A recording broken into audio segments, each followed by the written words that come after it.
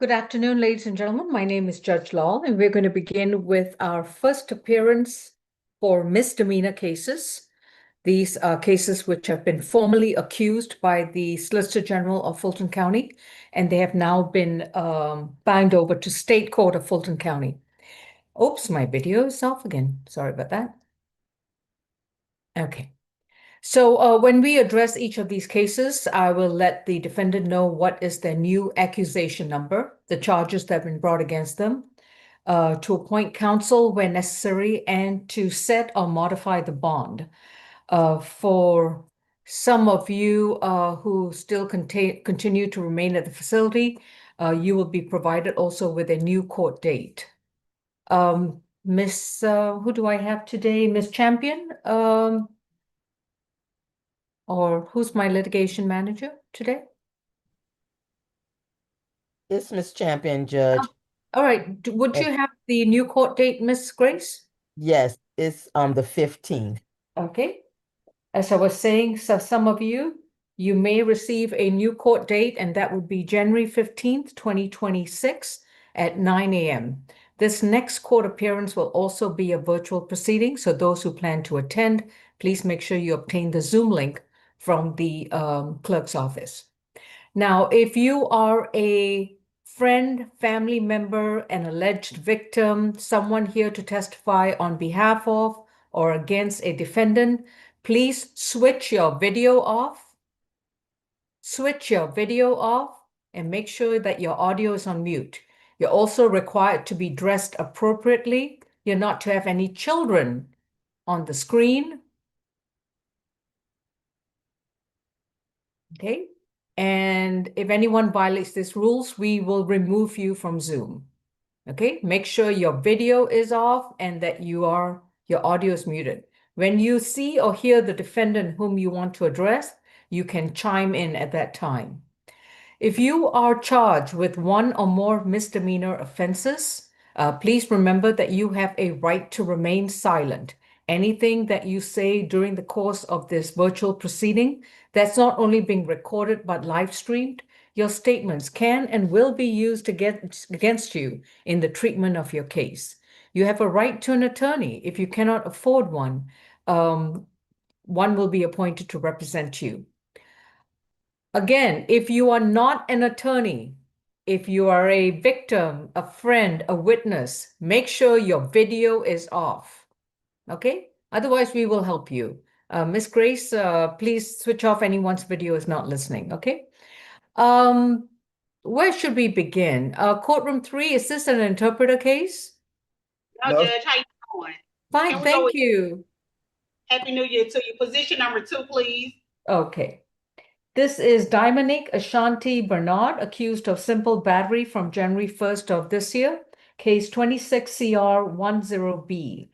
Ms. Bernard, you've been advised of your rights, and your attorney is going to be Ms. Correa. Any priors on Ms. Bernard, Mr. Howard, for this new year? I believe that this will actually be No. Mr. Abraham's case. Oh, First Mr. arrest. Okay. I'm sorry, Mr. Howard, first arrest? Okay, thank you. And Mr. Abraham Ahmed will be representing Ms. Bernard. Okay, so let's go with Mr. Brown. Mr. Brown, what is your take on this case? Well, good afternoon, Your Honor, and Happy Good New afternoon. Year. You too? Your Honor, this appears to have been a dispute that was between two females, and Ms. Dominique Bernard intervened, at which point she struck the victim while the victim was on the ground and struck her in the face multiple times. We'd be asking that you would, on this case where she's charged with simple battery, give her a bond of $1,500 surety bond, just no further contact with the victim in this case. That she is to stay away from the address of 6035 Bay Road Circle, and that's in East Point, Georgia. We'd ask additionally that if you think it's appropriate at this stage of the process to require that she complete some anger management, and that will be all, Your Honor. All right. And was the other individual arrested? I can't recall. This was a Brianna Chapman, right? Yes, Didn't see Chapman on this count. right. And the victim is Kiana Grigsby. I should have said that. This is, I've got the victim as Brianna Chapman. Did you have a different name? I have At Kiana. Bay Road Circle, East Point? Yes. Your Honor. Okay, right now I've got Brianna Chapman on the warrant, but if you have a different, and they've Yeah. been roommates for 11 months, good heavens. Correct. Okay, so well, someone's going to be out of hostel housing. All right, Mr. Abraham Ahmed, yes, sir. Seems like a long while, almost a year since I've seen you. Yes, sir. Yes, Your Honor, it's been a whole year. Ms. Bernard is 23 years old. She is actually currently pursuing her bachelor's in political science. She's a junior right now in college.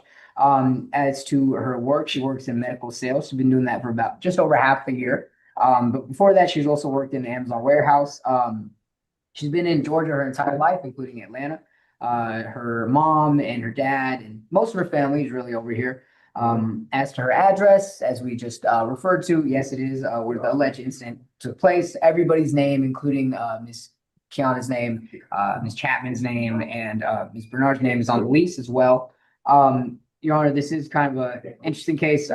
As mentioned, it was Ms. Bernard breaking up a fight between the alleged victim and the roommate, who is Kiana. That's the third roommate. And this stems from the alleged victim's boyfriend, who previously beat her quite bad the week before, which prompted the police to be called on Christmas morning. And then the boyfriend of the alleged victim and the alleged victim essentially went MIA for about 5 days. Then 5 days later, we get to the first in the morning where Kiana, the roommate, sent a text asking for the boyfriend to leave, of the boyfriend of the alleged victim. Yet the alleged victim then, out of the blue, essentially started throwing spoiled milk on Kiana and on the floor of the apartment and started fighting Kiana, the third roommate, as well. So Ms. Bernard attempted to break up the fight, yet she got arrested. So for those reasons, Your Honor, we would ask for a signature bond. We're amenable to no contact. We would just request no stay away, as this is where Ms. Bernard has lived without issue with Kiana, the other roommate, as well. All right, is there a Kiana or a Brianna Chapman on Zoom that like to chime in? No? Okay. For Dominique Bernard, this is going to be a 1,500 signature bond through pretrial services, level 1. No further contact with Brianna Chapman.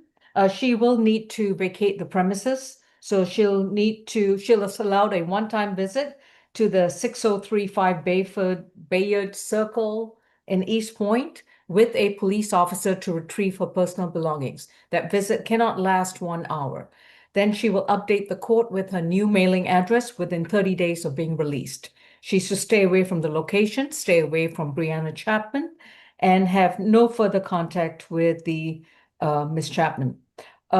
Next court date will be sent to her new address, which she'll need to provide to the court in writing. No illegal drugs and no firearms.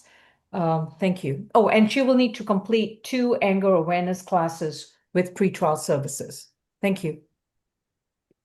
Yes, Your Honor. All right, next we got number 3, Mr. Boyer. Zion Boyer is accused of battery family violence from August 11th of 2024. Case 26 CR 19J. Mr. Boyer, you've been advised of your rights. Your attorney is Mr. Abraham Ahmed. And any priors? Yeah, it's his second. I got a 2024 battery arrest. He got a ag assault charge. I don't know what that bond is. You got it, Matthews? Yeah, 3 charges. He's going tomorrow for that though. Okay, so he has first appearance tomorrow in Superior Court. All right.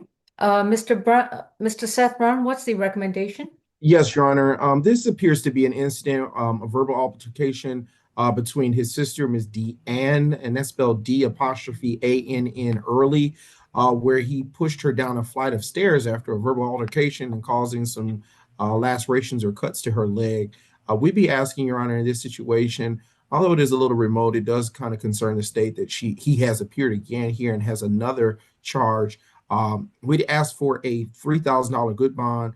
No further contact with Ms. Deanne Early. Stay away from the incident location of 4483 Flat Shoals Road, Union City, Georgia.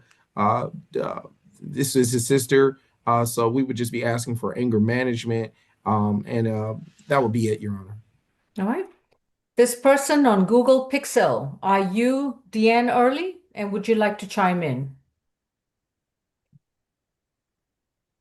You need to unmute.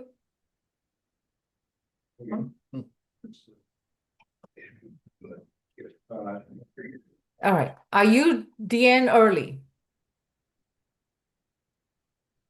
No. Okay. Switch your video off if you're not her. Thank you. All right. Is it Mr. Abraham who's the counsel or Miss Binford? Sorry, not Miss Binford. Sorry. Mr. Abraham, go ahead. Yeah, I believe Miss Sierra Early, I think, who is one of the listed victims, alleged victims, is on the Zoom call, as well as the sister Deanne Early as well. I believe they're on the same device. They're there. Yeah. Oh, okay. All right. Miss Sierra Early, please unmute. Yes. All right. Who would like to speak? Deanne doesn't want to speak. All right. Whoever wants to speak, raise your right hand. No one's raising their right hand. Okay, switch your mute yourself, please. Mr. Ahmed? Yes, Your Honor. Mr. Boyer is 18 years old. He's currently in college. He's got about 2 years left. He is studying aviation and maintenance at Atlanta Tech. He's also a Job Corps grad.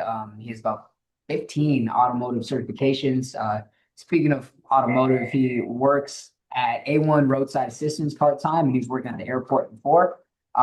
He's been in Georgia for about 10 years now, and he has mother and sisters here. As to his address, he has been living at the residence that were previously referred to, where Ms. Early, Sierra Early and Deanne Early both live. As to bond, Your Honor, considering the financial stresses of helping out with bills in general and working hard as a full-time student as well, we would just simply request a signature bond. We would also request no violent contact and no stay away, Your Honor. Okay, thank you. On the battery family violence, that's going to be a 2,500 surety bond. He's to have no further contact with Sierra Early, no further contact with Deanna Early, to stay away from 4483 Flat Shoals Road in Union City. He's not allowed to operate any motor vehicle until further order of the court. Also, he's not allowed to consume any illegal drugs, no alcoholic beverages, and he's not allowed to own or possess any firearms. His next court date is going to be January 15th, 2026. And of course, he will have an appearance in felony first appearance tomorrow morning for case 26 PF 000037. Thank you. Your Honor, we would just request a one-time police escort. I'm denied. Yes, Your Honor. Under these circumstances, it is denied. Thank you. All right, next we Next got case. 13, Mr. Hughes. Okay.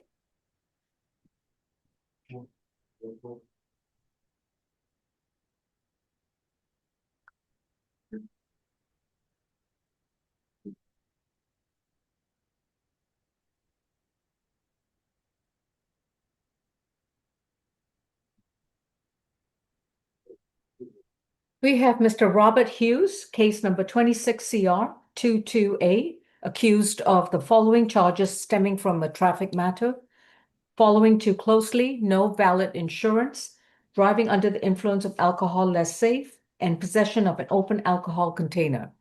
Mr. Hughes, you've been advised of your rights, and your attorney is going to be Mr. Ahmed Abraham. Or Abraham Ahmed, excuse me. Any priors, Mr. Howard? 2012 probation. I didn't see any driving related arrests. All right. Any prior DUIs?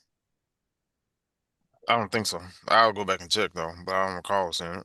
All right. Ms. Binford, what's the Your Honor, I recommendation? didn't see it either. Our recommendation is 1,500 signature bond, and no alcohol, drugs, or weapons. All right. On the Mr. Ahmed Abraham, as you know, on DUI, I always issue a surety bond. And so that's going to be $1,000 surety bond.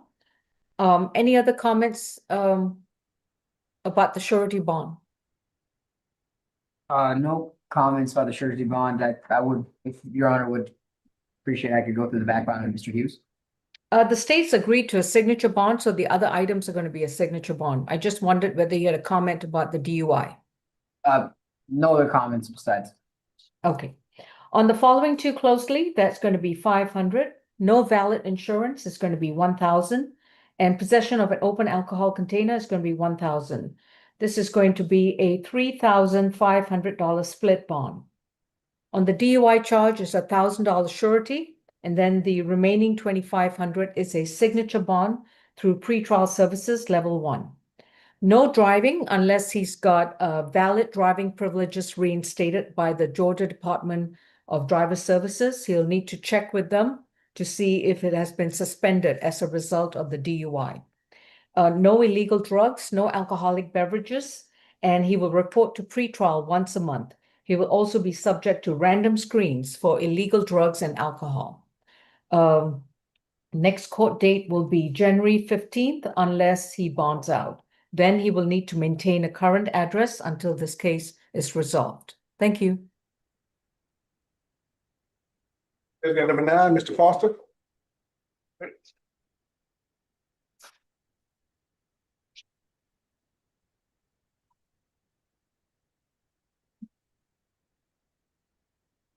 Dwight Foster is accused of willful obstruction of a law enforcement officer from December 31st of last year, case 26CR13G. Mr. Foster, you've been advised of your rights, and your attorney is Mr. Abraham Ahmed. Any priors? 16. He got an open ag assault. Not sure what happened when he went to court. What else? He got an open case, driving too closely, hit and run, open container. Suspended license, possession of marijuana. He got an open trespass, 24 PR 008816. They did transfer that to state court though in September. Okay. On probation for robbery, 23 SC 187293. 2019 assault causing bodily injury conviction. 2018 and 19 public intoxication conviction. That's it. All right. Mr. Brown? Yes, Your Honor. As you know, Your Honor, before you is Mr. Dwight Foster. He is here before you as a result of a criminal trespass at a location of 988 Peachtree Street Northeast, Atlanta. He had been told to leave the location. Excuse me, that's incorrect. Officers were present at that location for a criminal trespass call when they were flagged down by a female who indicated that the defendant had punched her in the face. That female is unknown to the state at this time. However, officers did in fact identify the defendant who she pointed out, and as they were attempting to make a detention of him, he took off. He evaded arrest until eventually tased and taken into custody. Your Honor, with these facts, we would ask, Your Honor, that and his history, we'd be asking for a $3,500 good bond. We'd ask that he is to stay away from the address aforementioned of 988 Peachtree 988 Peachtree Street Northeast. That he is to do any other conditions that you deem appropriate. But at this point, we would just ask him to stay away from that location. Not sure why he was over there. Mr. Abraham, unfortunately, does not qualify for a release bond due to his FTA from November of 2024.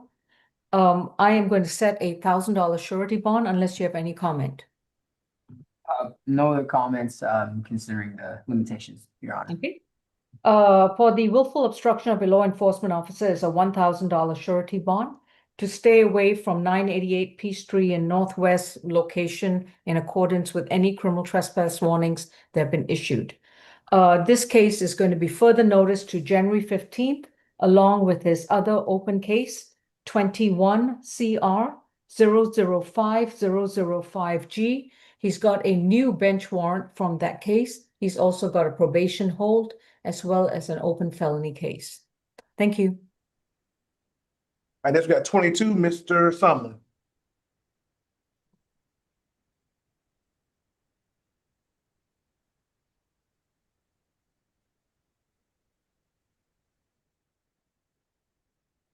Marlon Sumlin is accused of criminal trespass from January 2nd of this year, case 26 CR 20E. Mr. Sumlin, you've been advised of your rights. Your attorney is Ms. Correa. Any priors? This is 10th arrest. He got an open ag battery DV, criminal damage to property. It's 25 PI 000515. 2016 obstructing official business conviction. That's it. Is it Ms. Binford? Oh, Mr. Brown? Okay. Yes, sir. Yes, Your Honor. This defendant had been advised to stay away from the address that I was going to say earlier of the 893 Peachtree Street Northeast. These addresses are rather close. After being removed by the property staff. Despite receiving his instructions, he returned anyways in the presence of the officer. With his history, Your Honor, and it does seem that this is just it is unexplainable. We'd be asking that this criminal trespass, he'd be given a $2,000 surety bond, stay away from the address of 893 Peachtree Street Northeast, and any other conditions you deem appropriate. This is the Bulldogs nightclub? Yes, the Bulldogs nightclub, Your Honor. Sure you wasn't just there to watch the game last night? I'm not sure. For which we did so badly? Okay. Anyways, I have a Miss Amrita Fulgham on Zoom. Did you want to say something in this case? No, I don't believe she's related to this case. All right, Your Honor. then she'll need to switch her video off if she's not involved in this case. All right, Miss Correa? Your Honor, I would be asking for a UJR in this matter. We can absolutely abide by stay away. I verified that the address listed in Odyssey is Mr. Sumlin's good address. He does live in the Metro Atlanta area out of Peachtree Corners and does have gainful employment with Gray Company Properties. So I would just ask that this be a UJR. Okay. This is a $500 surety bond to stay away from 893 Peachtree Street Northeast, or otherwise called the Bulldogs nightclub. That means you stay 200 yards away, which requires you to perhaps stay away from the entire building. No illegal drugs, no firearms, and your next court date will be January 15. Next case, please. All right, you go to number 11, Mr. Brenton Harris. 11, okay.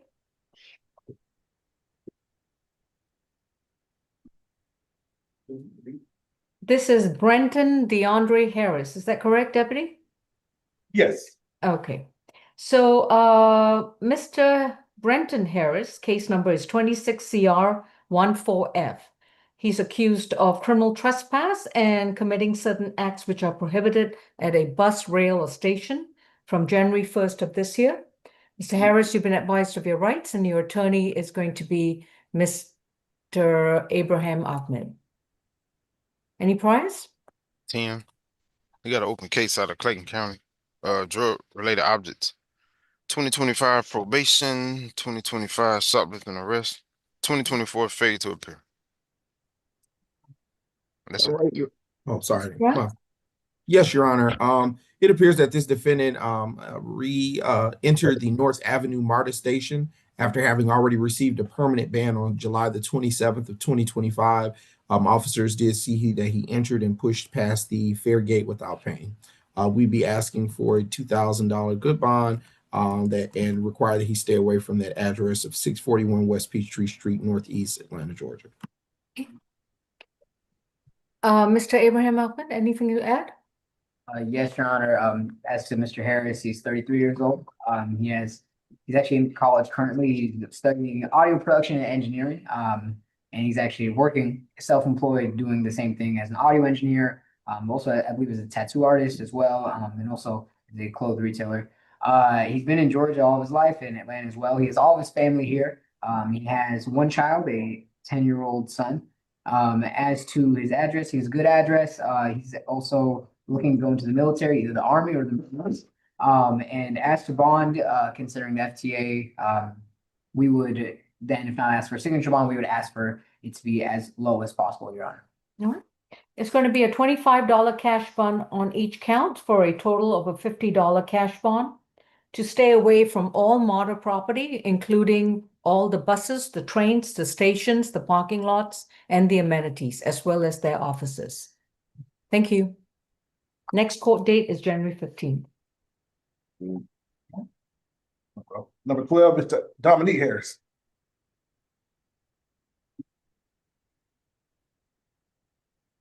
Dominic Harris is accused of simple battery family violence from January 1st of this year, 26 CR 15J. Mr. Dominic Harris, you've been advised of your rights. Your attorney is also going to be Mr. Abraham Ahmed. Any priors? 20. I got an open DUI, reckless driving, impeding traffic flow, illegal stop, seatbelt violation. It's 25 CR 008 100J. Got an open case out of Myrtle Beach, driving without a valid license. I saw a 2023 battery DV burglary that was dismissed, and an 08 simple battery conviction. Okay. Mr. Brown? Yes, Your Honor. Excuse me, my apologies. Your Honor, I just for the record, I did see a Nandi Harris, the victim, on Nandi Victoria, who is the victim. I believe I saw her on Zoom. I think it's Nandi's iPhone. I'm not sure if she wants to speak, but this case involves her, who is the mother of the child shared mutually by the defendant. He is alleged to have struck her with the back of his hand on or about the face, causing her nose to bleed. And it was substantiated by having noticed an injury to the back of his hand.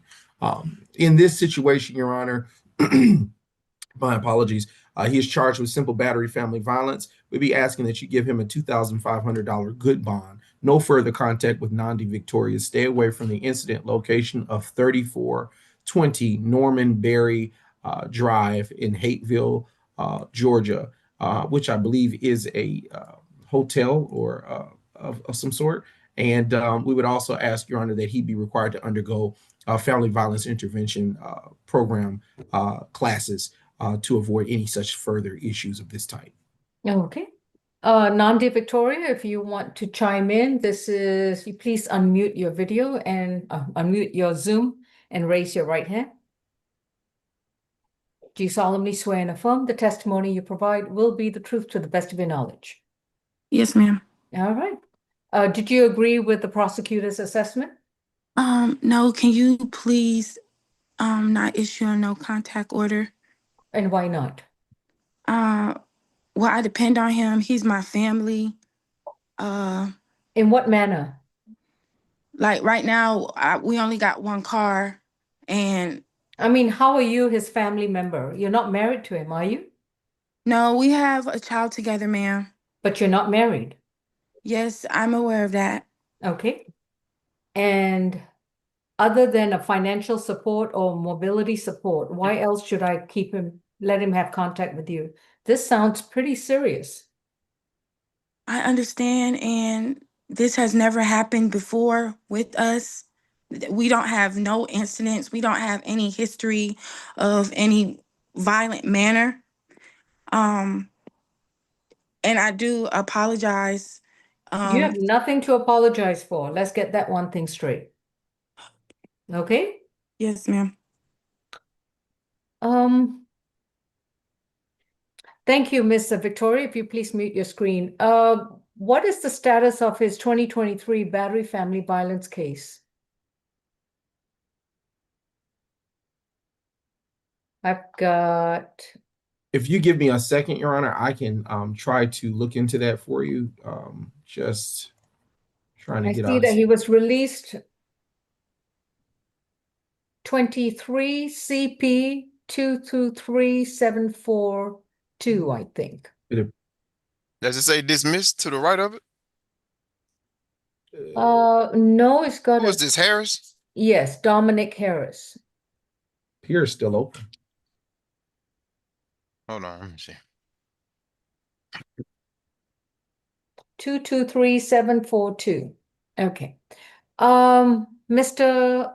Abraham, yes, sir. Yes, Your Honor. Mr. Harris is 35 years old.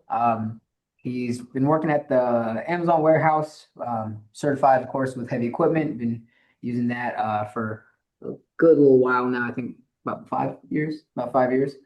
He's been in Georgia his entire life. He has his mother here as well as his kids. He has all daughters: 17-year-old daughter, 8-year-old daughter, another 8-year-old daughter who lives with them, and then a 10-year-old and a 5-year-old. He has a good address. Is where the alleged victim lives. Both names are on the lease. And as noted earlier, this did not allegedly happen at that address. But as to bond, Your Honor, if not signature bond, we would ask for the lowest as possible. We would also request no further violent contact, and he is amenable to a stay away order. I believe it's from the hotel, Sinesto Hotel. Yep. Did you say 23 CP 223741? 741 or 742, I don't know. This is from the 2023 case involving Mr. Harris. Yeah, it's 741. All those were DWAP. Okay, The thank you. burglary, the battery DV, and theft. All right, thank you so much. Okay, on the simple battery family violence with regards to Nandi Victoria, it's going to be a $5,000 signature bond through pretrial services level 3. He can sign up for his bond. He's to have no further violent contact with Nandi Victoria. He can return to the same location with her and have contact with her and the child.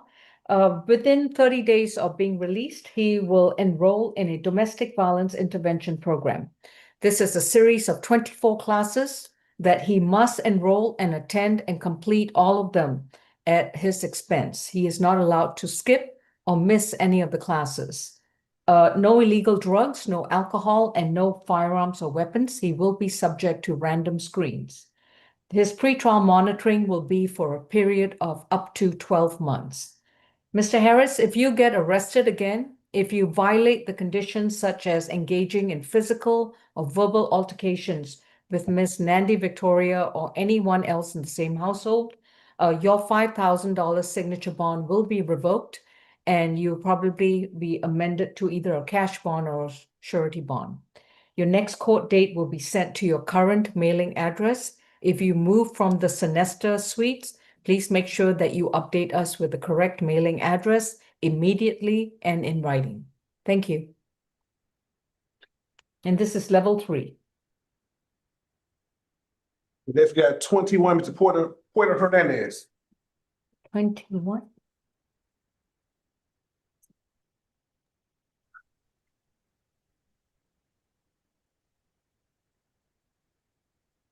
Tyreek Portier Hernandez is accused of a PI charge. We're going to waive sounding on that matter from December 31st of 2025. His case number, yes, Miss Victoria, you may leave. Mr. Portier Hernandez case number is 26 CR 4D. And you've been advised of your rights. Your attorney is going to be Ms. Correa. Any priors? Yeah. 4. You got an open sale of marijuana. It's 24 PI 009456. Open case for transmitting false report of fire.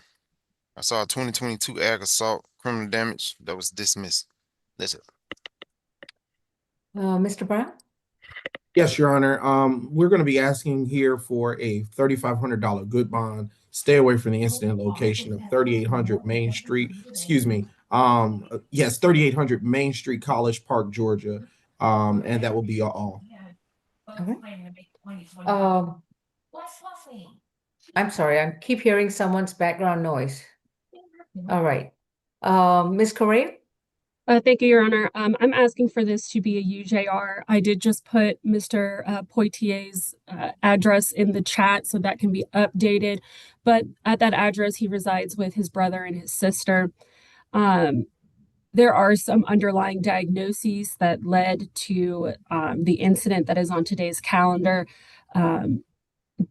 But given the totality of everything, I would ask that this be a UJR.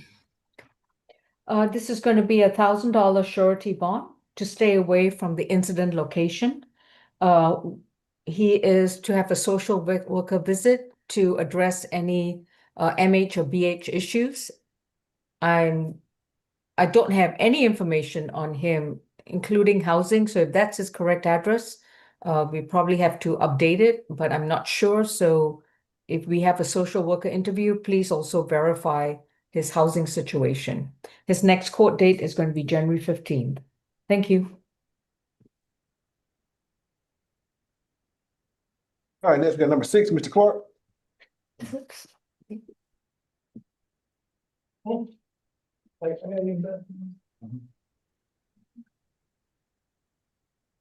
Shaheem Michael Clark is accused of battery family violence from December 31st of 25, case 26 CR 11B. Mr. Clark, you've been advised of your rights and your attorney is going to be Mr. Abraham Ahmed. Any priors? Sorry, Mr. Got Ahmed? Hmm? Oh, any priors? 4. We got an open DUI to Gwinnett. Possession of a firearm during the commission. I didn't see any violent arrests. Okay. Mr. Brown? Yes, Your Honor. Here, this defendant is alleged to have struck the mother of his child, Miss Chevelle Royer. I believe I'm saying it correctly. I did believe I seen her in the Zoom room, in the face multiple times with the closed fist, causing a swollen eye and a busted lip. Your Honor, given that this charge, excuse me, we're asking for the $3,500 good bond. No further contact with Chevelle. Stay away from, excuse me, 1325 Virginia Avenue, East Point, Georgia. That is to complete a family violence intervention program. No alcohol or drugs without a prescription, and no firearms or weapons. Ms. Royer, if you'd like to contribute to these proceedings, please unmute. Yes, hello. Hello. If you'd like to contribute, please raise your right hand. Do you solemnly swear and affirm the testimony you provide will be the truth to the best of your knowledge? Yes. Yes. What would you like to tell us? I'm okay with contact. That's something I'm fine with. We have a 2-month-old together. This was one-time incident that was very scarce. That's all. Was very what? It was just a one-time incident. That's it. Minor little incident. That's all. He made it sound like it was something else. It was very minor. Oh, very minor. Okay. Mhm. Let me see. So you do understand I have the warrant and the alleged statements that you made to the officer. I didn't make any formal statements. Okay.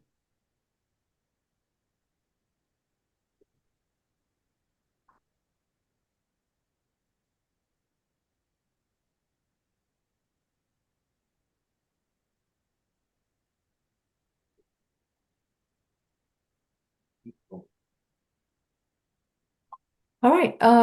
Thank you, Ms. Royer. Please mute your screen. Mr. Abraham? Yes, Your Honor. Mr. Clark is 27 years old. He has some college, specifically in criminal justice. As to his work, he currently works in a Publix warehouse for about 2 years. But he was also doing staffing for a construction supply company, and before that, he was also a security guard. As to Georgia, he's been here for about 2 years. He has his mother here, his stepdad, his grandmother, and his grandfather here as well. He has his 2-month-old daughter here that he shares with Ms. Royer. As to his address, he's been there for about 2 years. It's a good address where you can receive mail reliably. And for bond, Your Honor, we would request signature bond, and if not below as possible, we're amenable to a stay away. We would just request no further violent contact, Your Honor. Okay, thank you. On the battery family violence, that's going to be a $5,000 signature bond through pretrial services. And this is going to be a level 3 reporting. No further contact with Ms. Chevelle Royer, no further contact with the child or children that he shares with Ms. Royer. If he wishes to have joint visitation or joint custody with child or children that he shares with her, he would need to file the appropriate legitimation case and get a court order for a joint visitation, joint custody. No illegal drugs, no alcohol, no weapons, and no firearms. He will enroll in a 24-week DVIP program. Within 30 days of being released, this is a series of 24 classes that he will need to attend and pay for without missing or skipping any of the classes. If he violates any of these conditions, his bond will be surrendered. Thank you. Candidate number 7, Mr. Collier. Oh, I'm so sorry. Mr. Brown, 1325 Virginia Avenue, was that a hotel of some sort? Let me double check, Your Honor. I didn't look the address up. I just seen it from the warrant. I believe it was, Your Honor. All right. He's not allowed Correct. to return to that lodging, except for a one-time visit with a police officer to retrieve his belongings. So be 1325 Virginia Avenue in East Point. Thank you. I'm sorry, Deputy, who was the next case? Number 7, Mr. Collier. 7. Okay, thank you. Derek Collier is accused of battery, family violence, and willful obstruction of a law enforcement officer from January 1st of 2026. His accusation number is 26CR12G. Mr. Collier, you've been advised of your rights, and your attorney is going to be Mr. Abraham Ahmed. And any priors? Collier, you got 20 plus.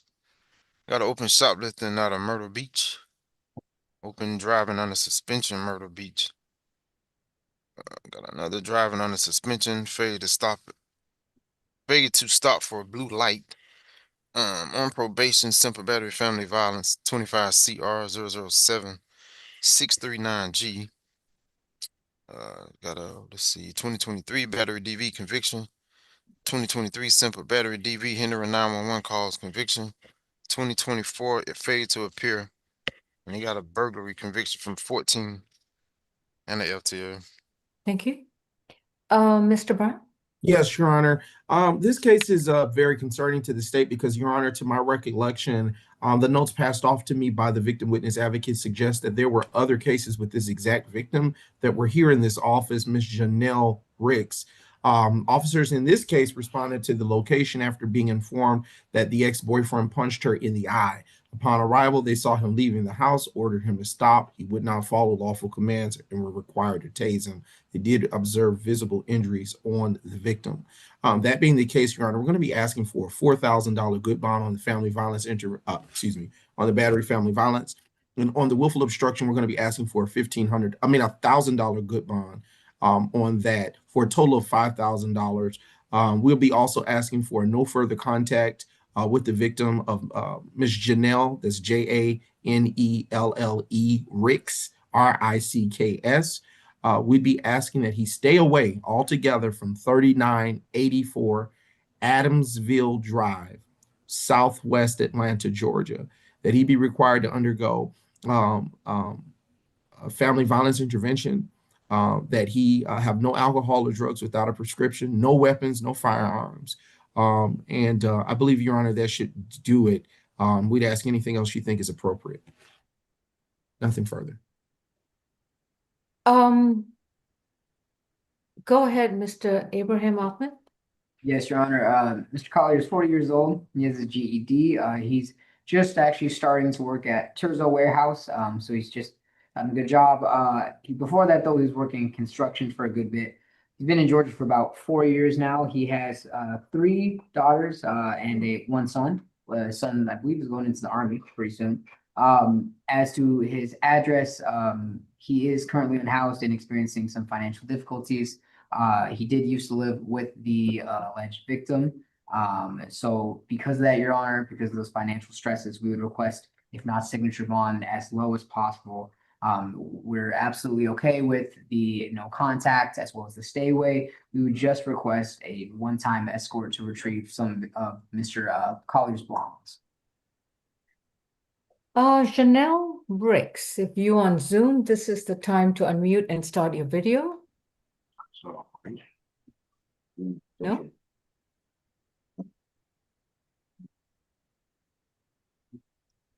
For Mr. Collier, Derek Collier, he just took a plea on December 11th of last year, where he was required to have, I don't know whether there was no further contact, no violent contact. And this has occurred less than 2 weeks later. On the battery family violence, that's going to be a $1,500 cash bond only. And the willful obstruction, that's going to be a $250 cash bond. His total bond is $1,750 cash bond only. He's not allowed to have any contact with Janelle Hicks, excuse me, and he's to stay away from the location at 3984 Adamsville Drive in Atlanta, Georgia. Any child or children that he shares with Ms. Hicks, he would need to file a separate legitimation case and obtain a court order for joint visitation, joint custody, parenting, and so forth, after which Ms. Hicks can, of course, counter for child support. His next court date is going to be January 15th. And I think probation needs to know about this case as well. All right, next we got number 14, Mr. Jackson. 14? Okay.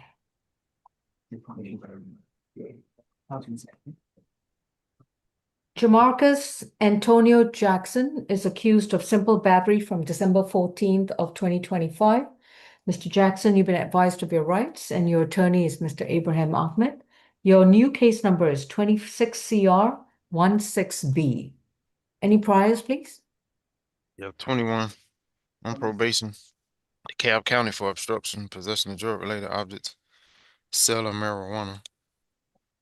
On probation, I got obstruction, possession of drug-related objects, possession of a knife or a firearm during the commission.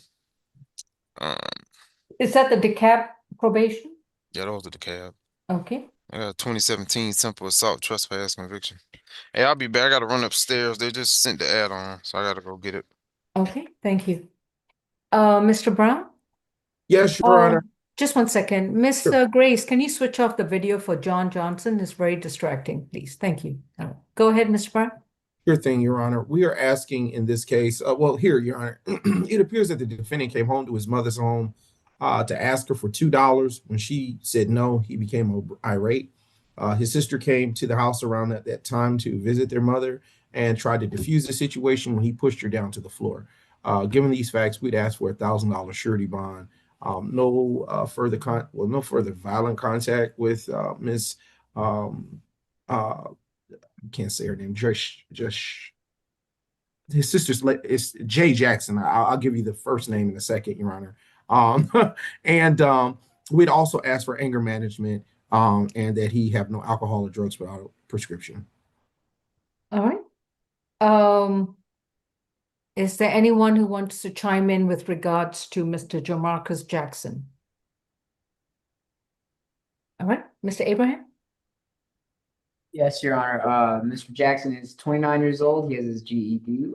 He's been working at a company called Center of Employment. And he has just recently got his custodial and maintenance certification, his forklift certification, his serve safe certification as well. So he's been stacking those up. He also works for the Park Service of Atlanta. He's been working there for a good little while. Before that, he worked at Taco Bell and a couple other jobs. As to He is tied with Georgia. He's been here his entire life, including Atlanta. All of his family's here. As to his address, he has a good address where he lives with his grandmother. So not unrelated, excuse me, not in the same location as any of the alleged victims in this here case. Mhm. As to this as a bond, Your Honor, considering Mr. Jackson's financial obligations and duties, and the fact that he was paying the bills of the entire household, really, we would request, if not signature bond, lowest possible, we would favor signature bond, and we're absolutely fine with no further violent contact and amenable to a stay away as well, Your Honor. All right. Bond is going to be set at $120 cash bond. No further contact with LaShantria Jackson. No further contact with Nicole. I think it's Nicole Jackson as well. Is that mom? Yeah, Nicole Jackson. To stay away from 1018 Mason Turner Road in Atlanta, Georgia. No illegal drugs, no alcohol, no weapons. And next court date is going to be January 15th.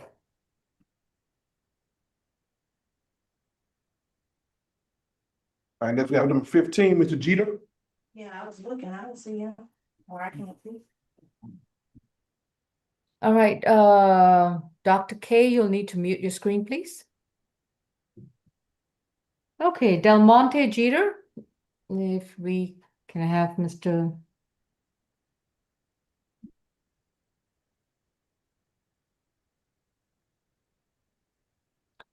Del Monte Corvette Jeter is accused of criminal trespass causing damage to property.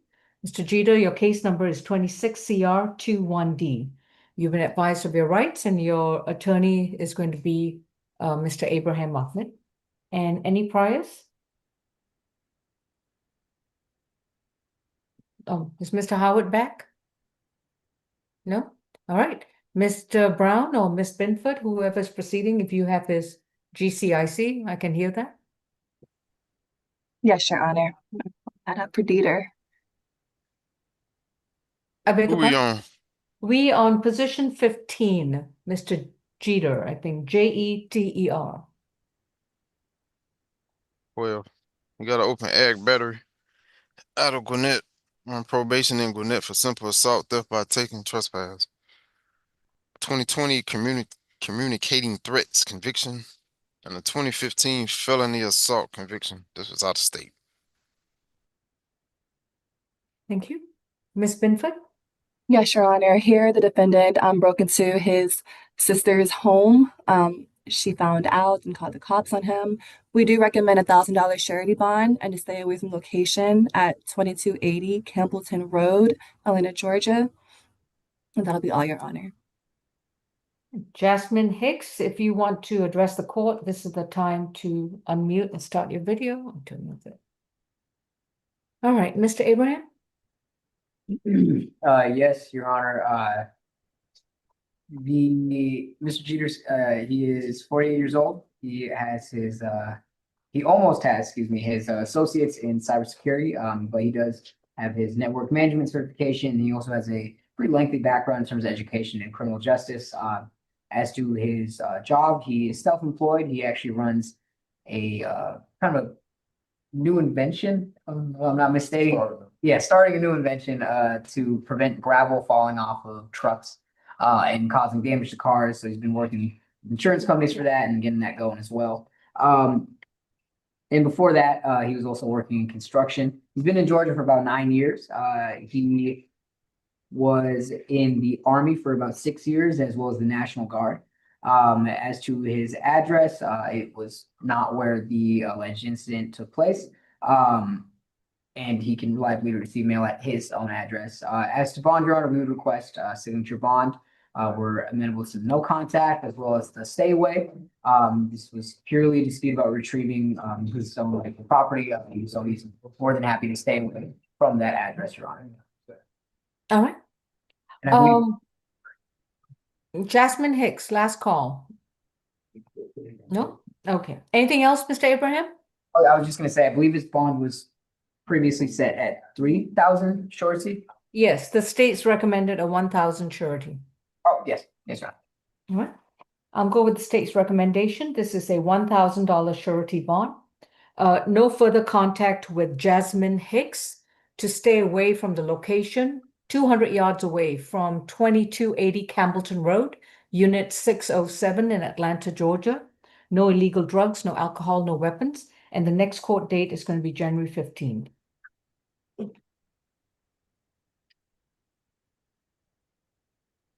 And this is number 16, Mr. Johnson.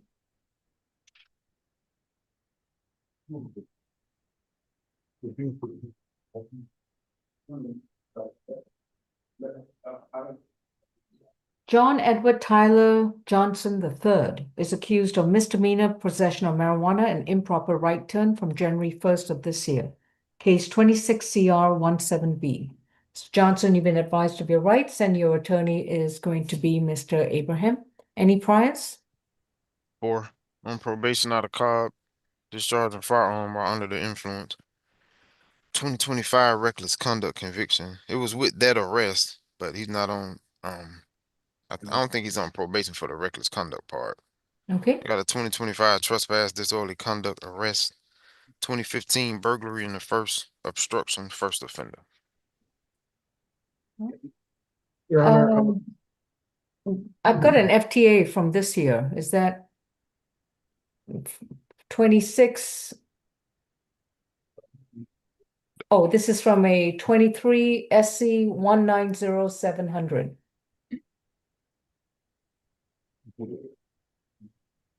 Say you got a bench warrant? Yeah, looks like a bench Oh, warrant. okay. 23 SC 190700, unless that's already been resolved. Okay, Mr. Brown?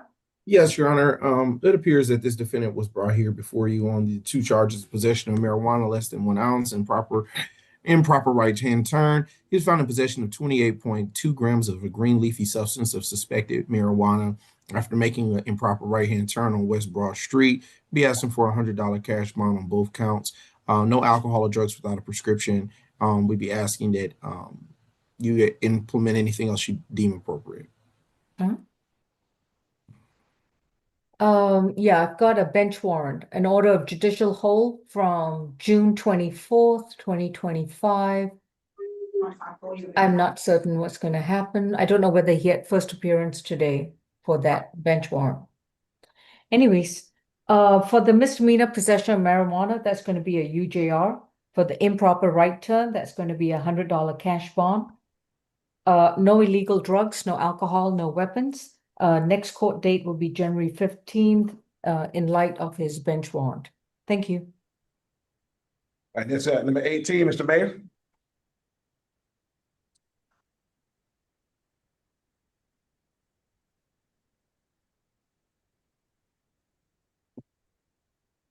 Mahi Kashan Mayer is accused of battery family violence from November 30th of 2025 and one more count of simple battery family violence. Mr. Mayer, you've been advised of your rights. Your attorney is going to be Ms. Correa, and your accusation number is 26CR1Y. I like What these number is short this? case numbers. Position 18. Makai Mayor. Hold on. Mahi I Kashan think it's Mayer. Makai, but I could be Okay. wrong. Okay. Second arrest, he got an open obstruction, suspended registration, possession of marijuana out of Henry County. That's all. Okay. Yes, Your Honor. The victim, Jessica Wyatt, here informed law enforcement that she was attacked by the defendant, who is her boyfriend. He accused her of cheating and requested her phone when she refused. He then pushed her head backwards with an open hand, hit her in the face with a pillow, and then snatched her wig off of her head forcefully. We'd be asking that you give him, in this case, he's charged with battery family violence, simple battery family violence, $2,500 surety bond for the battery family violence, and a $1,000 bond for a surety bond for simple battery family violence. No further contact with Ms. Jessica Wyatt. Stay away from the incident location. Family violence intervention, no alcohol or drugs without a prescription, and no firearms or weapons. Ms. Correa? Yes, Your Honor. My understanding is that the 6660 Hidden Brook Trail address is the one that belongs to Mr. Mayor, and that the complaining witness has her own residence. So I'd be requesting that he be allowed to return to his home. Mr. Mayor is a high school graduate and did attend some college, but is currently self-employed and manages his own clothing brand. I would note that he was transferred here from Henry County. So Henry County picked him up on the other charges that you heard. He had to post a bond to come here to Fulton County. The address that I have for the complaining witness is 1847 Coventry Way. So it seems like she does have her own residence where she can reside that isn't the 6660 Hidden Brook Trail. On that basis, I would ask that this bond be converted to a UJR. And is Jessica Wyatt on the Zoom session if she wants to unmute and say anything? Okay. On the battery family violence, it's going to be 3,500, and the simple battery is going to be 500. This is a 4,000 signature bond through pretrial services level 2. He's to have no further contact with Jessica Wyatt. He may return to the 66 Hidden Brook Trail in South Fulton, Georgia. His first visit must be with a police officer escort who will verify that Miss Wyatt does not reside or occupy the premises. Once the officer is satisfied, then Mr. Mayor may return to the location. After that, he's to stay 200 yards away from Miss Wyatt and not communicate with her in any way, form, or manner, including in person, mail, email, and so forth. No illegal drugs, no alcohol, and no weapons. Also, within 30 days, he will enroll in a domestic violence intervention program and complete all 24 classes without missing or skipping them. His pretrial monitoring will be for up to 12 months. Thank you. All right, next we got 24, Mr. Thomas.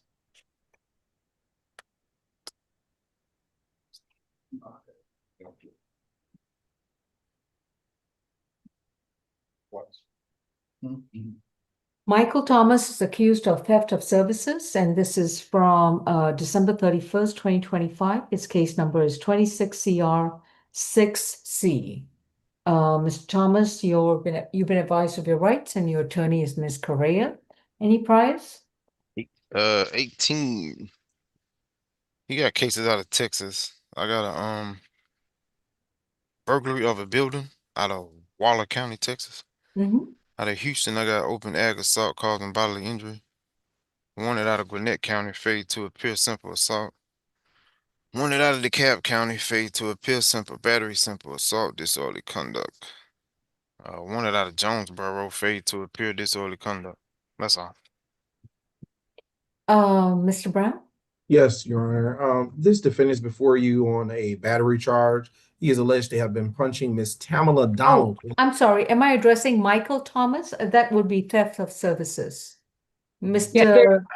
You probably put up Gregory Thomas. They're right, but they're one right after another, but they are unrelated. So, which one are we doing? I'm sorry. I heard Michael Thomas, position 24. Theft of services. I do apologize because That's their quite names all are right. Okay, Your Honor. This is alleged where the defendant went to get his phone repaired from a repair company, and after getting it fixed, he canceled the payment through Apple Pay. The amount rescinded was $210. The location was 1372 Peachtree Street Northeast. We're asking for a $2,000 surety bond. Stay away from the incident location aforementioned, and that will be all, Your Honor. Ms. Correa? Thank you, Your Honor. After speaking with Mr. Thomas and reviewing his criminal history, I think that there may Just be... one second, just one second. Are you interested in hearing about your case, or shall we just address you on Monday? Then pay attention. Sorry about that, Ms. Correa. What you were saying?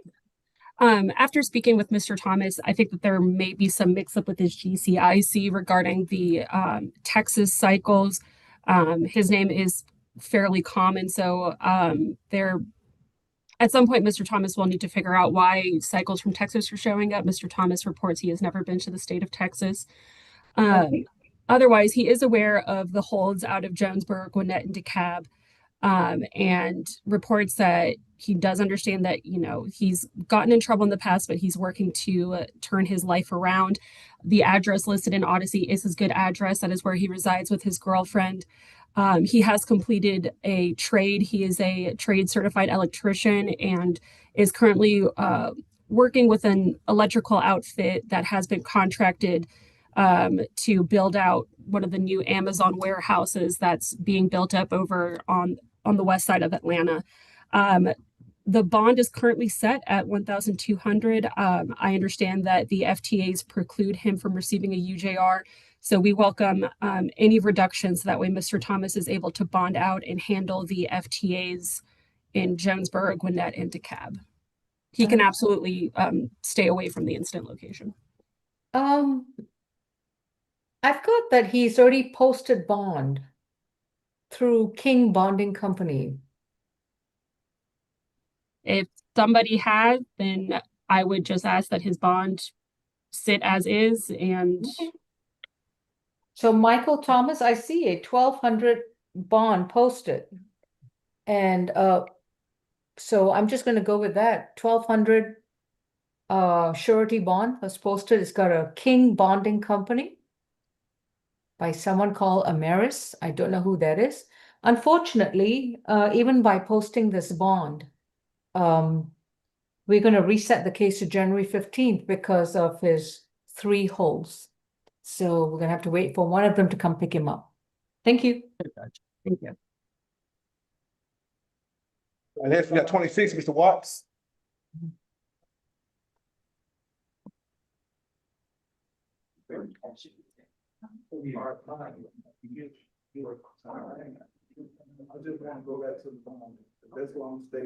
Dylan James Watts, his case number is 26CR8Y.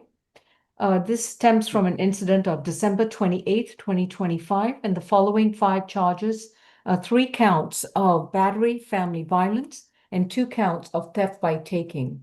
Mr. Watts, you've been advised of your rights, and your attorney is going to be Ms. Correa. Any priors? Nope.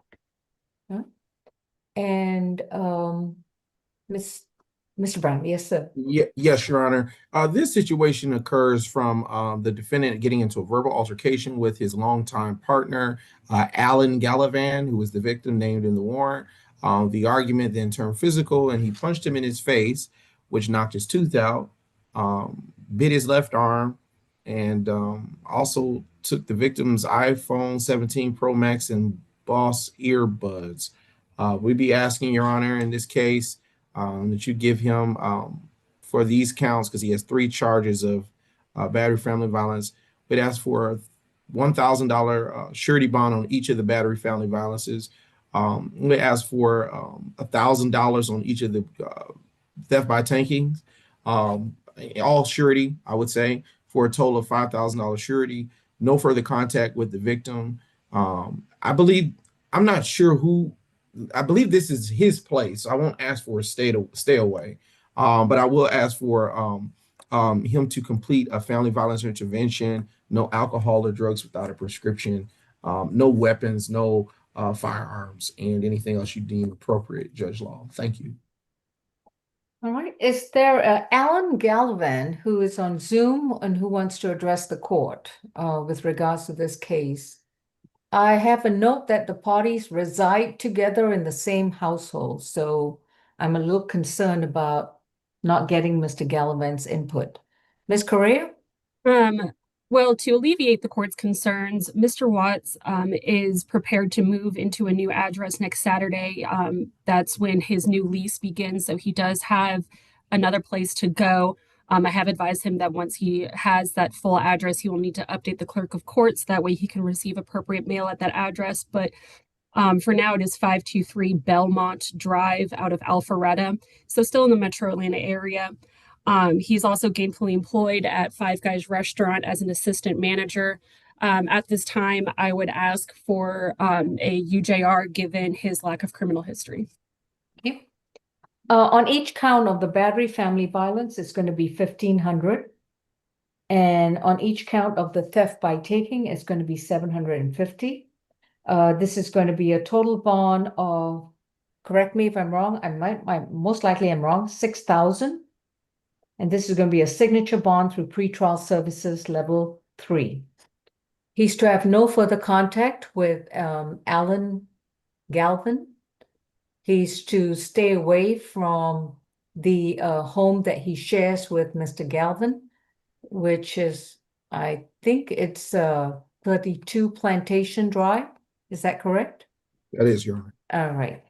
He's allowed a one-time visit to the location with an officer to retrieve his belongings. That visit cannot exceed 2 hours. So he might want to make sure he has a moving service available to get all his stuff out.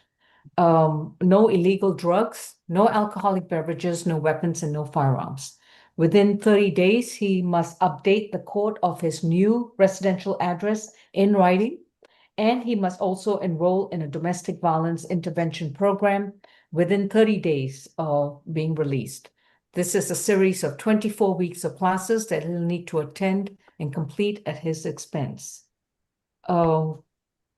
This pretrial monitoring at level 3 will continue for a period of 12 months or until he completes and provides his domestic violence intervention certificate, whichever occurs earlier. Whichever occurs earlier does not mean that the case is closed. The case remains open and pending until it's scheduled for trial. Thank you. So it is 6,000? What's the amount? Give me- 4,500 plus 1,500 is 6,000. Signature Okay. bond pretrial level 3. No contact. Correct. Stay away, DVIP, pretrial monitoring until DVIP is completed. Next AC, case. I'm gonna take the ACDC. All right. Okay. Good afternoon, ladies. My name is Judge Lal. I'm not sure if you're present, but I'd like to remind you that when we are addressing each of your cases, you have a right to remain silent. Anything you say in open court, your statements can and will be used against you. You have a right to an attorney, and one will be appointed to represent you if you cannot afford one. Who do we have first? Position number 5, Ms. Browning. Thank you. Tonya Browning is accused of criminal trespass from December 31st of 2025. Her accusation is 26 CR 24J. Ms. Browning, you've been advised of your rights, and your attorney is going to be Mr. Abraham Ahmed. Any priors? 24. 21 probation, 2020 obstruction, criminal damage in the second conviction, 2019 FTA, 2019 simple battery conviction, 2019 disorderly conduct conviction. That's Thank you. Ms. Binf. Yes, Your Honor. In this case, defendant was at a Texaco gas station. She was harassing the clients and panhandling and was asked multiple times by the manager and also the police to leave, and she did not. We do ask for a $1,000 surety bond, no alcohol, drugs, or weapons, and to stay away from the Texaco located at 296 Northside Drive. That is all, Your Honor. Okay. Mr. Abraham, does your client have a steady address? I see a Cedar Avenue. Yes, I believe so, Your Honor. Okay, anything else? Yes, Your Honor, this is the background of Ms. Browning. She's 53 years old. She is currently between jobs, but she is attending the Greenleaf program, the day center there. She is a Georgia resident. She has her sister and her daughter, who's 39 years old, here in Georgia. She's been at that address that I mentioned for 2 years now.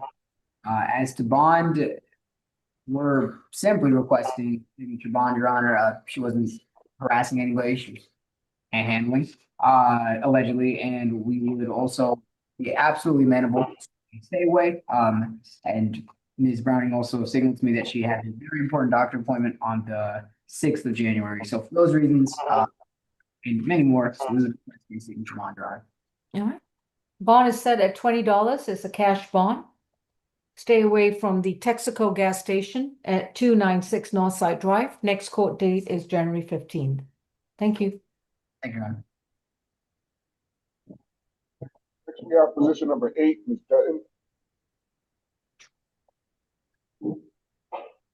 Yesenia Dutton is accused of disorderly conduct and willful obstruction of a law enforcement officer from December 30th of 2025. Accusation 26 CR 23J. Ms. Dutton, you've been advised of your rights, and your attorney is going to be Mr. Abraham Altman. Any priors? 12. Wanted out of Hall County. On probation and Fulton, simple battery against police. Trespass. It's 25 CR 001-871J. Got an open trespass obstruction. They just put the booking number on here. I don't know why. 2024 failure to appear. 2024 afraid out of Hall County. 23 failure to appear. And 2022 trespass no loads. That's it. All right, thank you. Ms. Binford? Yes, Your Honor. Here, while an officer was conducting an investigation, the defendant walked up to him, started talking to him, interrupting him. He asked her to go away. She struck him in the face, and he had to put her on the ground and to give 2 compliance strikes. Due to this, we do ask for a $2,000 surety bond, no alcohol, drugs, or weapons, and 4 anger awareness classes. That'll be all. All right, thank you. And Mr. Abraham? Yes, Your Honor. Miss Dutton is 36 years old. She has, some college for education. As to her work, she's currently in between jobs, but looking for a job. She's been in Georgia for most of her life. She has a 4-year-old daughter. Most of her family is here in Georgia. As to her address, she receives her mail at church. She's currently between houses, so we have put her in touch with a social worker. And for those reasons, Your Honor, we would request, since the FTAs would bar the signature bond, we would request the lowest possible bond, Your Honor. On each count, it's going to be $15. It's a $30 total cash bond. No violent contact with law enforcement, and her next court date is January 15th. Next case, please. Next position. No. Here you go. Okay. Next, we have position number 13, Mr. 9. I'm sorry, Mr. 19. Position 19.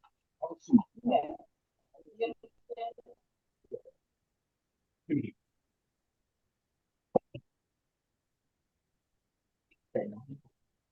19. Okay.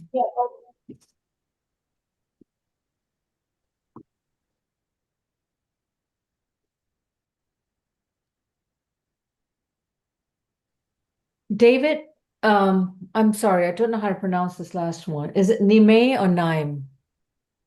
Miss It's Correa? Naim? Okay. Mr. Naim has got 3 separate charges stemming from accusation 26 CR, number 2Y. And these incident dates are July 6th, July 19th, and July 23rd of 2025. Each incident date involves 1 count of theft by shoplifting. Mr. Naim, you've been advised of your rights, and your attorney is Ms. Correa. Any priors, Mr. Howard? 42. Got an open battery. See an open armed robbery, obstruction, robbery. It's 25 SC 001-672. On probation for shoplifting, 24 SC 003-507. I saw 3 probation holds and 3 bench warrants on the booking screen. All right. Are the bench warrants from the last 5 years? This on the, no, he got to address them now. It's part of his current charges. Oh, I see. Okay. Mr. Brown? Yes, Your Honor. It appears that Mr. Naim has appeared 3 different times at the same location of 1381 Market Street, Northwest Atlanta, Georgia, which is Atlantic Station Nike store, on July the 6th, July the 19th, July the 23rd, within days of getting arrested and being released. We're going to be asking, it may sound a little difficult, but Your Honor, because this is a recurrent thing, we're going to ask for $3,000 good bond on each of these. Stay away from all Nike stores. And any other conditions you deem appropriate, Your Honor, we would appreciate that. But to stay away from all Nike stores, shoe stores. Why am I getting a first appearance on bench warrant? Okay. Your Honor, he's actually been in custody for 110 days. And with all the other felony matters and probation holds. I believe so. And he's been in custody since September 15th. That is correct. All right. Oh, what are you saying? Asking for Ms. Correa? At this point, I would ask for a UJR. He's not going to be able to bond out of custody anyway, given that he's got these probation violation holds. And it looks like he's also got 3 pre-indictment cases for which he's got a total bond set at, I think he's got like a $7,000 bond set on across those 3 charges. If your honor is not inclined to grant a UJR, given that he's been in custody since September, I would ask that you leave the bonds as they currently stand, which is they're currently at a recommended 2,000 each. 2,000 each, surety bond. Stay away from the Nike stores at 1381 Market Street in Atlanta, Georgia. So that's a total of a $6,000 surety bond. Next court date is January 15th. Next, we have position number 27, Ms. Woodard.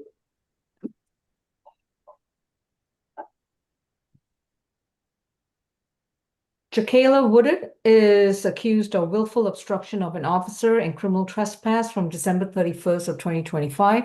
Accusation is 26 CR 9J. Ms. Woodard, you've been advised of your rights. Your attorney is going to be Ms. Correa. Any priors? No. Okay. Mr. Brown? Your Honor, I'm sorry. I was still trying to get the note, make sure I was on the right one. What's the name of this? Position 27, Jacayla LaShonda Woodard. Woodard, okay. All right, I got willful it. obstruction and CT. Yes, Your Honor. This is a case in which law enforcement responded to the location of 1957 Myrtle Drive Southwest after being informed about a conflict that was going on at that residence. Upon arriving, they saw her walking out of the residence with a gaming system, at which point law enforcement stopped her, asked her about what was going on, after which they came to determine that the gaming system did not belong to her and indicated that she needed to return it. And if she wanted to retrieve it from the person to whom she gifted it, she needed to go through the lawful process to do so. At which point she then throws it on the ground, destroys it, and then begins, law enforcement then afterwards is trying to prevent her from going into the patrol car where another person was being detained. And she, regardless of the instructions by law enforcement, she continued to do so. I would be asking in this case for the bond to be set as follows: $1,500 and $1,500 for a total of $3,000 surety bond. No further contact. Stay away from the incident location. Oh, who's the alleged homeowner of that location? I will give you the name. Yeah, I didn't see a name in the warrants. These warrants were very confusingly written. Yeah. I actually only have a warrant for obstruction. I didn't see the criminal trespass warrant, but Let me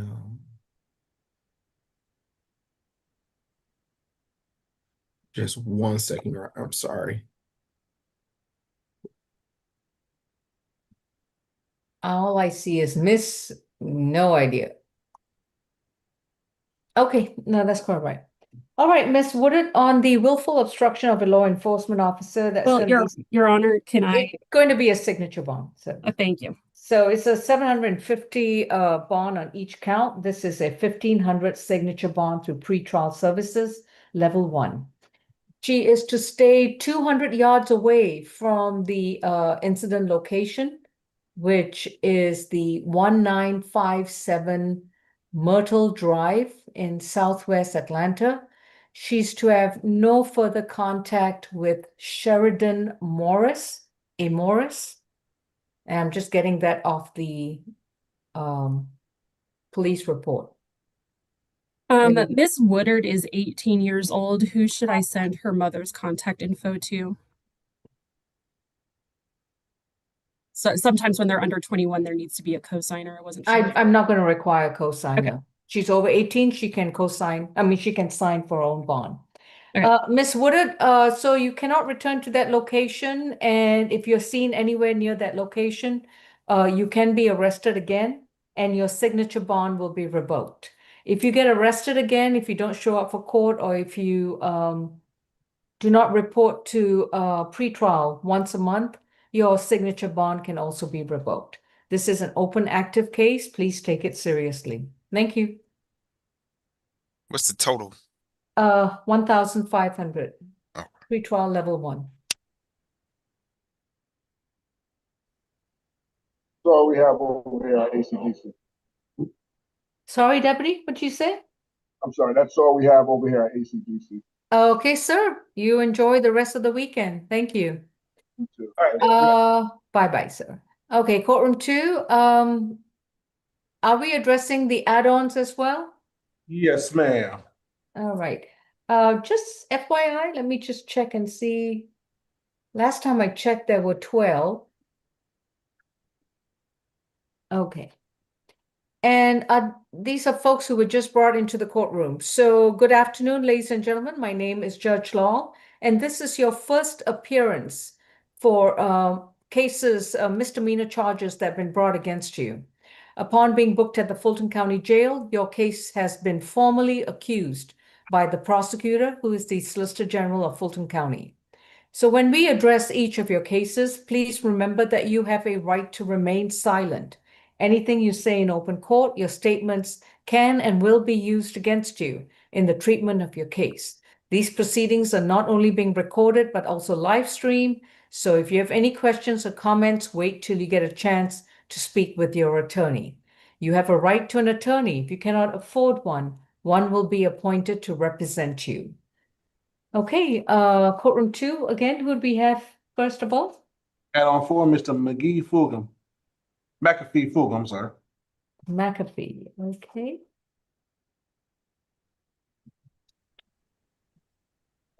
All right, we have State versus Ryan McAfee Fulgham, accused of battery, family violence under accusation number 26 CR 35H.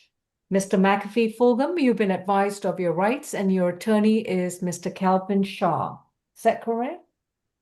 That's right, No. Judge. Good afternoon, Your Honor. Good afternoon. All right. And Mr. Howard, any priors on first. No? First? Okay. And Ms. Binford, any recommendation for Mr. McAfee Fulgham? Yes, Your Honor. Since this is his first charge, I do ask for $1,000 signature bond, pre-trial level 1. No further violent contact with the victim. It's his wife, Amarita Osenhan, I believe. No alcohol, drugs, or weapons in an F-FIP class. That'll be all. Mr. Shaw, any objection? Yes, Judge. I'd like to just kind of bring a couple of things to the court's attention, Your Honor. To begin with, Judge, Miss Amrita Fulgham is actually on the Zoom call with us. I've spoken with her extensively, Judge. She's actually the one that came to my office and retained me. This case is all the way from 2023, Judge. And it was, I mean, if you read the warrant, Judge, there's actually conflicting explanations of how this happened. On one hand, she was telling the officers that this was a mistake, that he accidentally did this. And then in the very next paragraph, then the officer sort of takes it upon himself to go back and review the body cams and then takes out warrant. Mr. Shaw, if you don't mind, I'm going to interject. Ms. Binford, why are we proceeding with this 2-year-old case?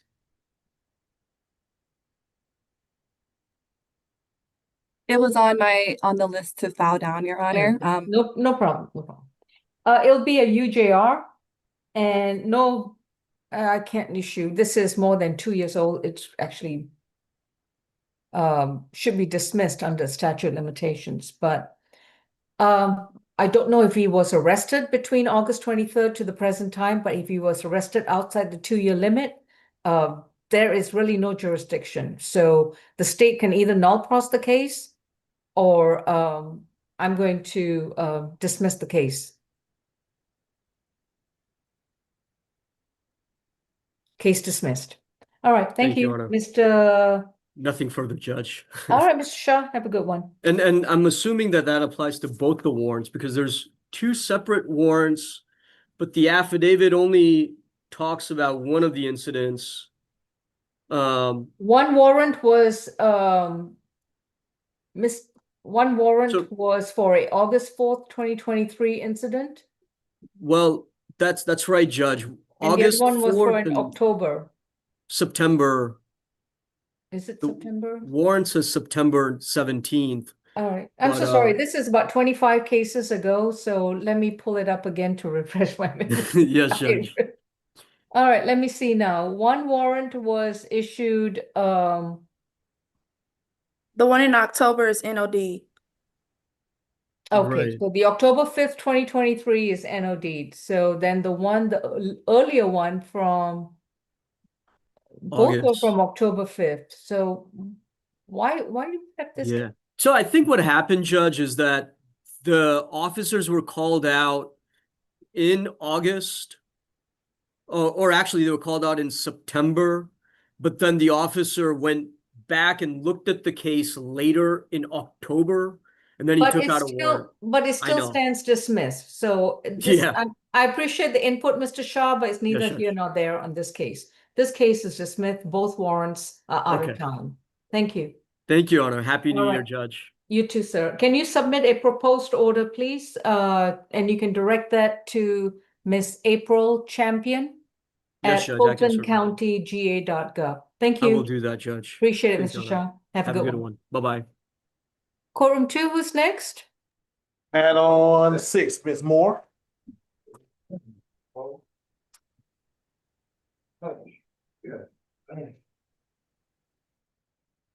And this is a companion case with Darius Parks. Is he also in the add-on? She is a companion case to Mr. Lance, I thought, position number 2 on the.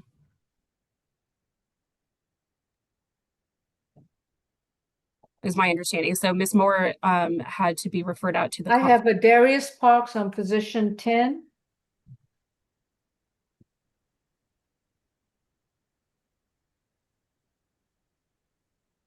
And this is on the add-on calendar, 26 CR 31D. Is there a Darius Parks in courtroom 2? That's it. Add-on 6, Ms. Moore. No, I meant, is there a Mr. Darius Parks also in the courtroom? So the conflict is with position number 2, not with Mr. Parks. That's with Jason Lance. Is that the companion case to Miss Yes, it is, Your this Honor. young It's lady? Belinda Moore. Okay, I'm a little confused by the notes on the book on the calendar then. Okay, once again, who's your client, Miss Correa?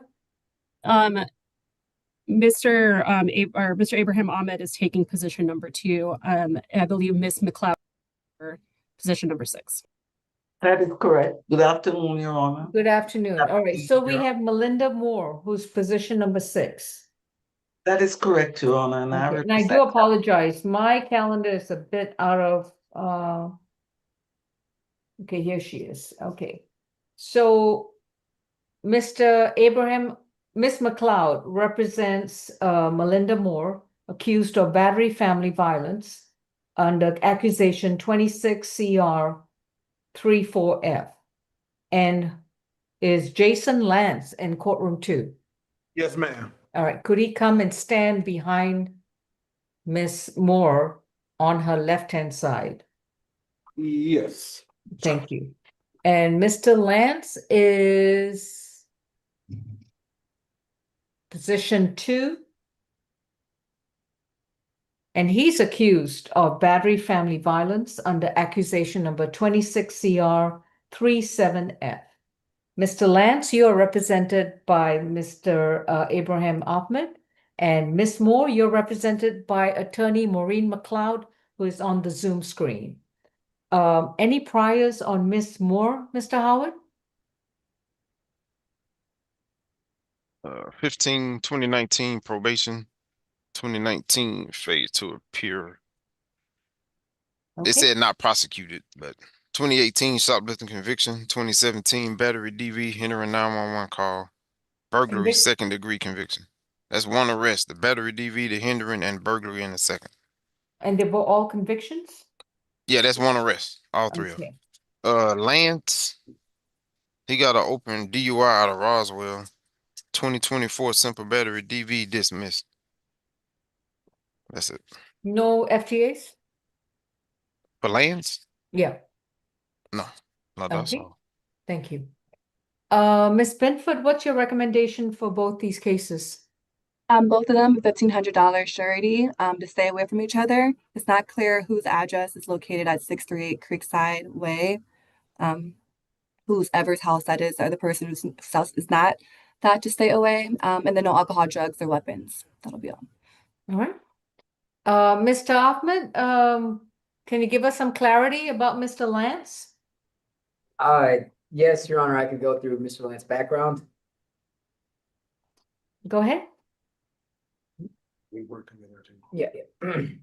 Mr. Lance is 46 years old. He has his high school diploma. He works in construction for about pretty much his whole life, over 25 years. I think since he was about 20 years old, right? He's been in Georgia for about 11 years. He has a 22-year-old daughter and an 18-year-old daughter as well. As to his address, he has a good address.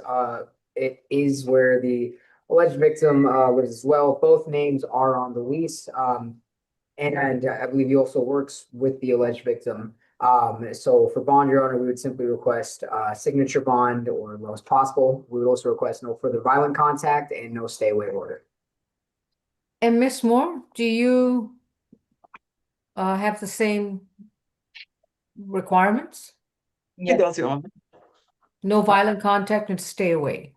Yes, Your Honor, they're actually married. That's my understanding. Oh, they're married. That is my understanding, Your Honor. When did they get married? About 6 years ago, according to what my client tells me. All right. Ms. Moore, what's the wedding date? Nobody remembers the wedding date. Okay. April 7th.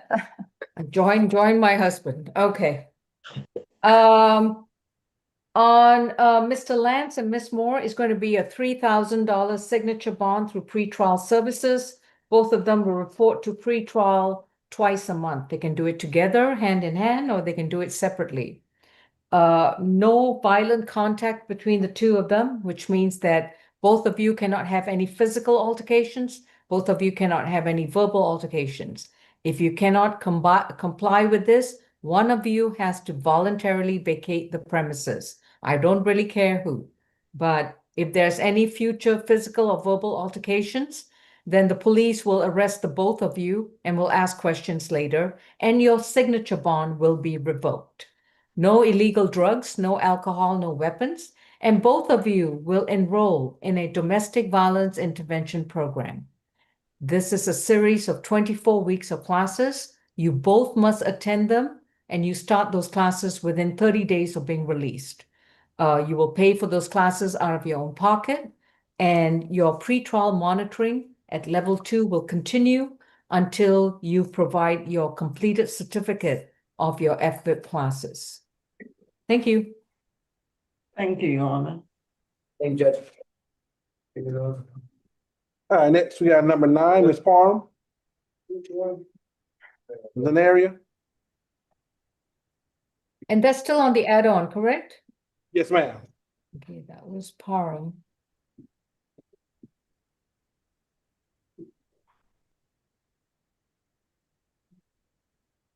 Which one is this? Add-on calendar, position number 8, Lamarche Parham. Number 8? Okay. Yeah.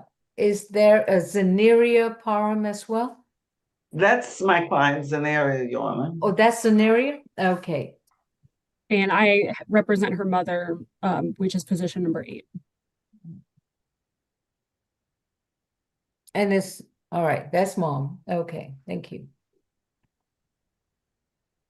Mom is Lamarche, correct? Correct. Okay.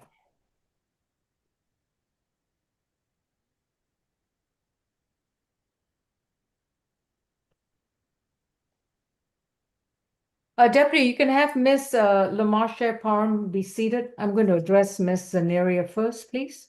Thank you. I don't know why I don't see her. Zenaria, was she just added? Nah, she's number 9 on the airline. The mother's 8, she's 9. Okay. Zenaria Parham's case is 26 CR 38G. She's a cross-defendant in this case involving LaMarsha Parham. And Ms. Zaneria Parham, you've been accused of one count of, I think it was battery family violence. Simple Simple battery family violence from January 1st of 2026. You've been advised of your rights, and your attorney is going to be Ms. McLeod. Any priors, Mr. No. No? Okay. Miss Zenaria Parham, your bond is going to be set at $2,000. It's going to be a signature bond through pretrial services, level 1. You are to have no further contact with Miss LaMarsha Parham, and you may return to the incident home. No illegal drugs, no alcohol, and no weapons. Thank you. Miss McLeod, anything else? Nothing else, Your Honor. We're fine with that. Okay. Miss LaMarsha Parham. Her case number is 26CR32G. She's accused of simple battery family violence, and she's a cross-defendant to Miss Zenaria Parham. Miss LaMarsha Parham, you've been advised of your rights, and your attorney is going to be Miss Correa. Any priors? 18. 2013 failure to appear. 2012 simple battery conviction. 2015 battery conviction. She's out on pretrial. You seen that case? Is your Yes, I bond? have. Mhm. Okay, so you already know. All right, well, that's it. Okay, thank you. And Your Honor, yes. in regards to that pretrial, she has been reporting dutifully to pretrial. Her last It's surrendered, Miss Correa. Yeah.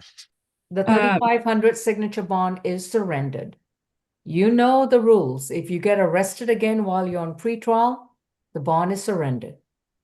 And this involves the same alleged victim. Yes, but Ms. Parham was actually the one to call the police. Understood. But I've also read the warrant. Understood, Your Honor. Ms. Binford, what's your recommendation? $2,500 surety bond, and no alcohol, drugs, or weapons, and no further contact with Zenaria. Ms. Correa?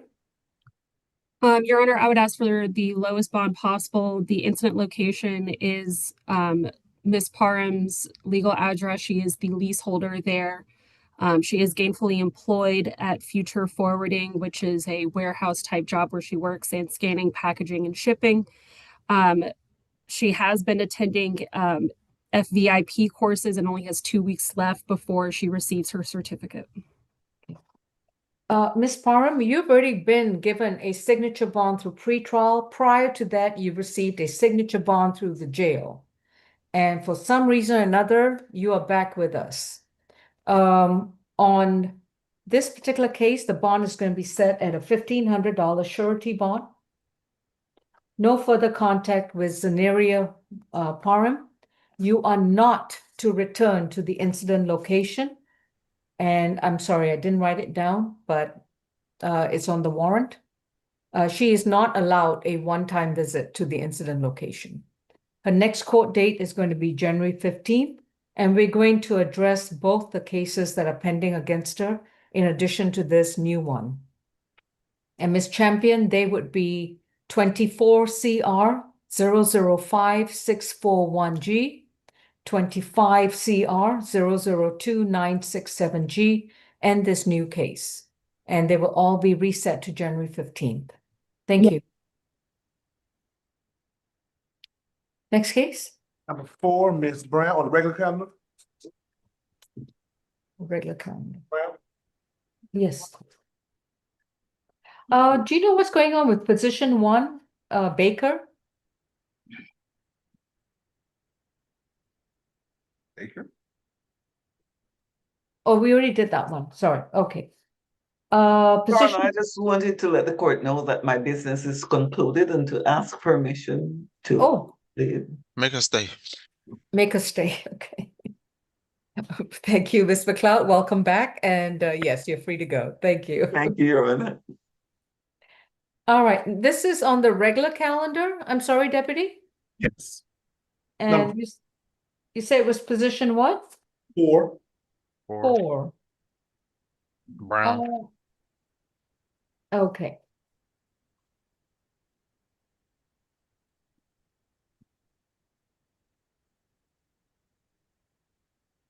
There she is. Jasmine Malika Brown is accused of battery from December 31st, 2025. Ms. Brown, your accusation number is 26CR025B.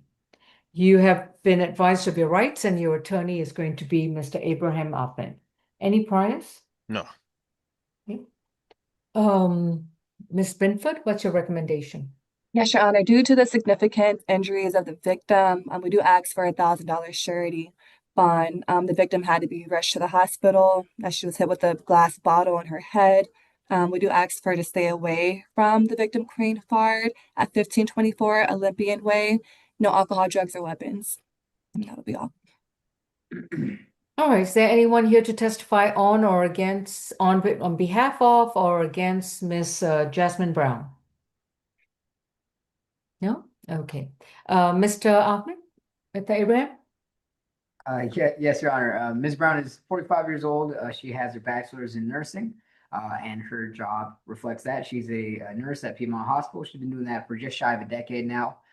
She's been in Georgia for about 40 years. All of her family's here. Her address is where the alleged incident took place. The alleged victim does not live there, I've been told, but it is a good address where she can reliably receive mail. She was actually brought in there to be her father's caretaker for his medical issues and any ailments of his. She has 3 children, a 19-year-old daughter who's actually also going to follow in her mother's footsteps and be a nurse, a 25-year-old son, and an 18-year-old son. As to bond, Your Honor, we would request a signature bond. We would request for the contact with the individual. We're absolutely amenable to that. And we would finally request no stay away order, Your Honor.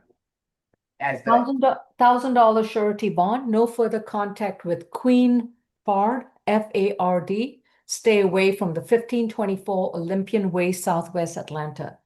The last time I addressed a case with similar circumstances, the individual was in a no bond status, and this was a felony charge. So I'm not sure where the state's going to go with this charge, but I'm not granting a surety bond under these circumstances. Next court date is January 15th. Your Honor, could we request a one-time police escort to gather belongings? One-time visit with a police officer to retrieve her belongings. She's to have no communication at all with Ms. Fard. Thank you. Yes, Your Honor.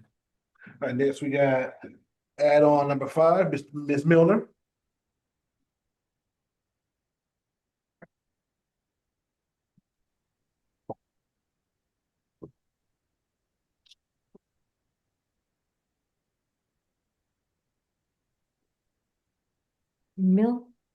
Oh, is that on the add-on? Sorry.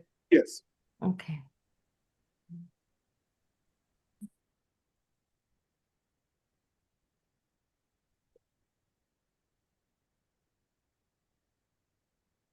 Silka Milner, case number is 26CR36E. Miss Milner has got 1 count of simple battery family violence and 2 counts of simple battery against her. Miss Milner, you've been advised of your rights, and your attorney is going to be Miss Correa. And this is position 5 on the add-on. Okay. Any priors, Mr. Howard? 4. 2019 suspended license nolo. 2017 suspended license dismissed. Miss Bin? Yes, we do ask for a $500 signature bond for each count, totaling a $1,500 signature bond, and to stay away from the victims, no alcohol, drugs, or weapons, and 4 anger awareness classes. That'll be all. And could you give me the names of the victims? I'm sorry. Try to write them down, but I didn't get all of them. No problem. Jared Key Jr. and Sr. And then Alicia Otero. That's Otero. And the incident location or the stay away? It's 2479 Sycamore Avenue, Atlanta, Georgia. Okay. And Ms. Correa, do you have any objection to the signature bond for pretrial? No objection to the signature bond. Or about the no contact stay away? We okay with that? I would be requesting that it be a no further violent contact. I believe that they are in the process of separating, that being Mr. Gerard Key Sr. and Miss Milner. Her address is 2445 Sycamore Road, which I understand is down the street from the incident location. So I just don't want her to run afoul of any stay away, given that her home address is so close. Okay. For count one, simple battery family violence, that's going to be 1,000. Count two is 500. Count three is 500. This is a 2,000 signature bond through pretrial services level 1. No further contact with Jared Key Jr., Jared Key Sr., and Alicia. I'm sorry, can't make out. Was it Ottawa? Otero. Otero, okay. She needs to stay 50 yards away. Would 50 yards satisfy the distance between the two homes? That's half a football field. Let me double check with Mr. Google. Miss Milner, is your present home at least 50 yards away from Mr. Key's home? Sorry, he wouldn't unmute for me. Mr. Key actually moved out of the residence. I told Attorney Carrera this. He moved out as of yesterday. So we were living together, but he did begin the process of moving his things out of the home as of yesterday. I'll be moving out by the end of the month. So he is living somewhere else. I believe it's in Kennesaw, but yeah, more than 50. What about Junior and Alicia? I don't even know Alicia, and Junior, I don't know where he lives. So if there was no assault to them, which I'll have my day in court, but I have no idea where they live. Okay, so it's a $2,000 signature bond through pretrial services. As I was saying, no further contact with Jared Key Jr., Jared Key Sr., and Alicia Audemars. She may stay at least, she may return to the location. Her first visit must be with a law enforcement officer to escort her to the location. And if the officer verifies that that particular location, 2479 Sycamore Avenue, is not occupied by any of these alleged victims, then she may return to the location. No illegal drugs, no alcohol, no weapons. And she's to complete 4 anger awareness classes through pretrial services. No illegal drugs, no alcohol, and no firearms. Thank you. All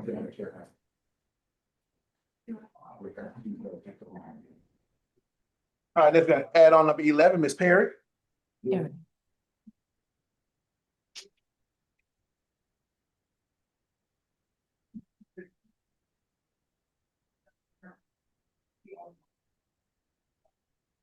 This is State versus Kendra Lachey Perry. And Ms. Perry has got accusation 26 CR 30C, accused of criminal trespass. Ms. Perry, you've been advised of your rights, and your attorney is Ms. Correa.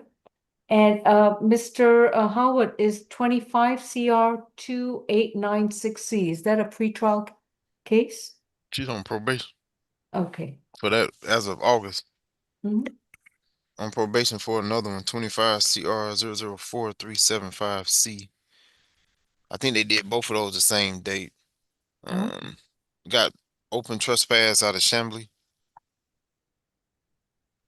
and history out of Tennessee. I think Thank it's you. Tennessee. Ms. Binford? Yes, we do ask for a $1,500 signature bond, pre-trial 1, and to stay away from the Marriott Marquise Hotel, where she was trespassed after giving several warnings, and no alcohol, drugs, or weapons. That'll be all, Your Honor. All right. No Ms. Correa, objection. she doesn't qualify for a signature bond due to the open probation cases. Then I would ask for a $10 cash bond. Granted. Ms. Perry, your bond is $10 cash bond. Unfortunately, you don't qualify for a signature bond due to your recent open probation matters. You are to stay 200 yards away from the Marriott Marquis Hotel in downtown Atlanta. Thank you. And next court date is January 15th.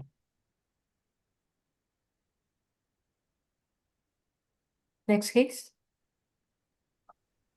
All right, add-on 12, Mr. Smith.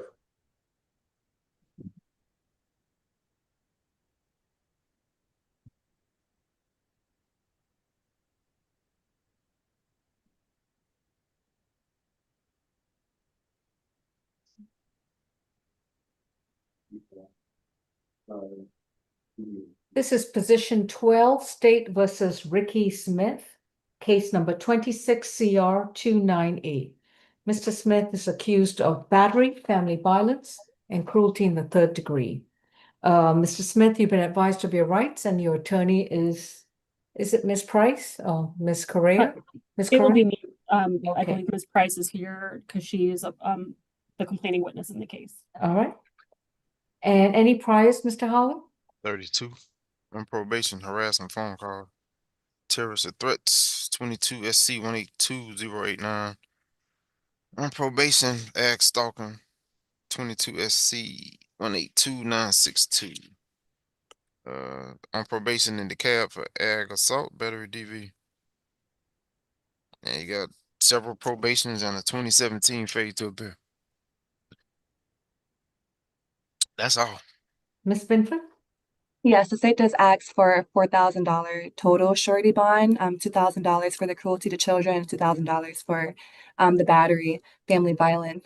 Due to severity, the defendant pulled up to the victim's apartment, Miss Raven Price. He began assaulting her, physically assaulting her, and pushed her in the car with their two children were at, and again began striking her. She suffered a small laceration to her eyebrow. The victim did state that he moved out 3 months ago. So on top of the surety bonds, I do ask for him to stay away from the location, which is 1770 Richmond Circle. Third-party contact with the child, Raina Smith, and no alcohol, drugs, or weapons. All right. Ms. Raven Price, if you want to add anything, this is the time to unmute and raise your right hand. Do you solemnly swear and affirm the testimony you provide will be the truth to the best of your knowledge? I do. All right, what would you like to tell me? Me and my children are scared for our life. He tried to kill us yesterday, run us off the road. He does not care about our child, my child, or me, or himself at this point. The fact that you're trying to give him a $4,000 bond, he's going to kill me. Put this on record. If you let him out, he's going to kill me and my kids. All right. Understand that. He's out in DeKalb County for me being the aggravated assault victim. The special conditions is no violent contact.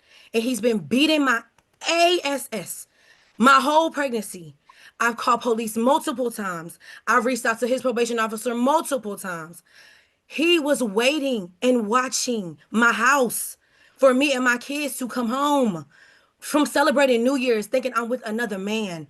Y'all need to do something. He knows I have no family here. He knows I'm not from here. He knows he's been my only support system, and he's taking advantage of me and my children. Do you have a pen and paper? No, not around me. What a pity. All right, thank you, Ms. Price. Ms. Correa? Your Honor, we have no objections to ASG Binford's recommendation. All right. I can confirm that he does have the address listed in Odyssey is his good address out of College Park, so it's not the incident location. Okay. So, Ms. Raven Price, I'm not sure if you're familiar with Family Violence Court, but I highly recommend that you take a trip down to Fulton County Superior Court and go to the Family Violence Division and make sure that you obtain fill out an application for a protective order against Mr. Ricky Smith, if you have not done so already. I'm not sure if you have. Today, and they said there's no judges available to sign off on it. I didn't ask for any input. I'm just saying that if you've already done so and you've already got one, great. Otherwise, go back on Monday and make sure that you are there to fill out the application. All right. You might also want to take down this case number, and if you want to type that on your phone, it is 26CR000029A. This is the misdemeanor case number that is against Mr. Smith based on the January 1st, 2026 incident. And you would need to follow up with the Victim Advocate's Office, with the Prosecutor's Department as to what happens after today. Do you understand? Okay. On the battery family violence, that's going to be a $3,500 cash bond only. On the cruelty in the third degree, that's going to be a $1,500 cash bond only. This is going to be a $5,000 cash bond only. Mr. Smith, you are to stay 200 yards away from Miss Raven Price and 200 yards away from the child or children that you share with Miss Price. If you intend to get any kind of joint visitation or joint custody with the child or children that you share with her, you would need to file a legitimation case and get a court-ordered plan with regards to parenting. At which time then, of course, Miss Price can always counter for child support and insurance. You will be equipped with an ankle monitor for up to a period of 12 months, and the monitoring fees will be paid by you. If you miss any of the monthly monitoring fees, your bond will be revoked and you'll be back in jail. Your next court date will be January 15th. In the meantime, you're not allowed to possess any firearms or weapons. You're not to consume any alcoholic beverages, and you are not to consume any illegal drugs. I'm not sure which address. I think it's 1770 Richmond Circle or Cush. Is that correct, Ms. Binford? 1770 Richmond Circle, yeah. You have to Yes. stay 200 yards away from 1770 Richmond Circle in Atlanta, Georgia. You are not allowed a one-time visit at all. Thank you. Next case, please. Add on 3, Mr. Lumpkin. Mhm.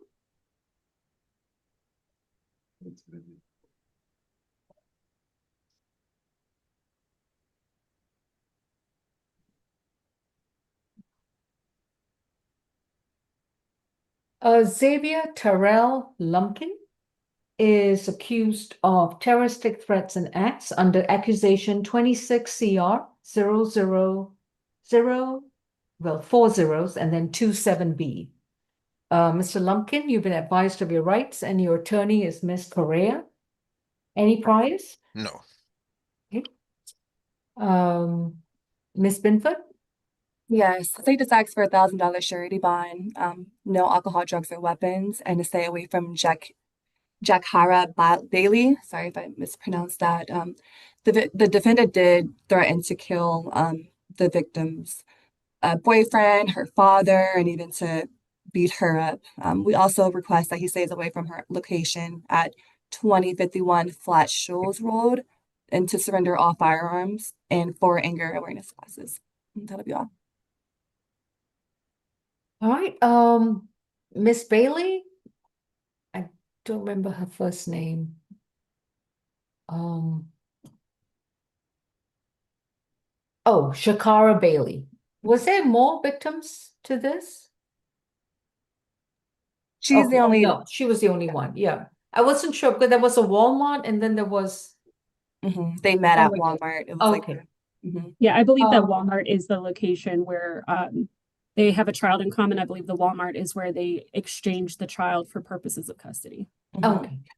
Shakara Bailey, if you're on Zoom, this is the time to unmute and start your video. Okay. Ms. Correa? Yes, Your Honor. Mr. Lumpkin is 29 years old and from the Metro Atlanta area. I have advised him that he's going to need to update his address with the court. He does live on Stonewall Street, but I think that there is a typo. He lives at 450 Stonewall Street, not 454 Stonewall Street, but it's still going to be apartment 211. That is where he resides with his brother. He is a high school graduate. He works out of a salon suite. He's been a hairstylist and a barber for the last 2 years. Given that this is his first ever arrest, I would ask for the lowest bond possible. Okay, thank you. Bond's going to be set at $5,000. It's going to be a signature bond through pretrial services level 3. He will report to pretrial services once a week. He's to have no further contact with Shakara Bailey, no further contact with any child or children that he shares with Miss Bailey. There shall be no third-party transfer, no visitation. If you need to have any kind of visitation, you must file a legitimation case and get a court-ordered plan for parenting, at which time then Miss Bailey can also counter for child support and insurance support. No illegal drugs, no alcohol, no weapons. You will report to pretrial services once a week. And if you get arrested again, or if you violate any of these conditions, your bond will be surrendered. Please keep in mind that when I say no contact with Miss Bailey and the children, that means no contact in person, through mail, through a third party, through emails, phone calls, and even on social media. Thank you.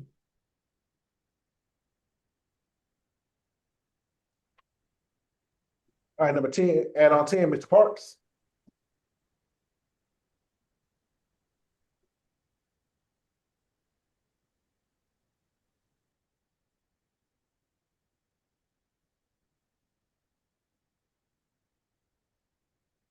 Darius Parks is accused of the following 3 offenses. Count 1 is criminal trespass. Count 2 is public drunk, and count 3 is a PI charge.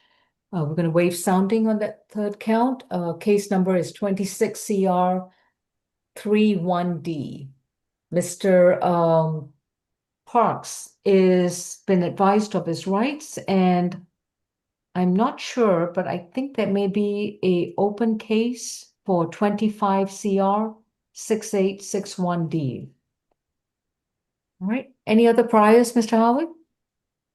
2 trespasses from last year. That's one of them, but that's a pretrial. I don't know how much the bond is. 2014 simple battery DV conviction, 2010 ag assault conviction. Right. And that was a $1,000 signature bond through pretrial services. Ms. Okay. Binford? Yes, Your Honor, the bond is set at 3,500 surety. For the trespass, $1,000, public indecency, $2,000, and the public drunkenness, $500. Also to stay away from 5 points MARTA and no alcohol, drugs, or weapons. The defendant was publicly drunk at a 5 points MARTA station. After being told repeatedly to. Yeah, I've read the warrant about the PI charge, so we're going to waive sounding on that. Anything else? Okay. Is he under a permanent that'd be ban all. or any kind of active suspension? I'm sorry? Is he under any kind of ban or active suspension from MARTA property? Yes, he is. It's a 365-day MARTA suspension that he was under. Okay, thank you. Ms. Correa? Your Honor, I understand, well, just to explain to Mr. Parks, so he understands what's happening. So it appears that you were already out on a signature bond, so the judge has declined to give you another one. But Judge Law, I am asking for you to set a lower nominal bond on these charges. Mr. Parks is 46 years old and from the Metro Atlanta area. At this time, he does rely on shelters for housing through these winter months. He does work.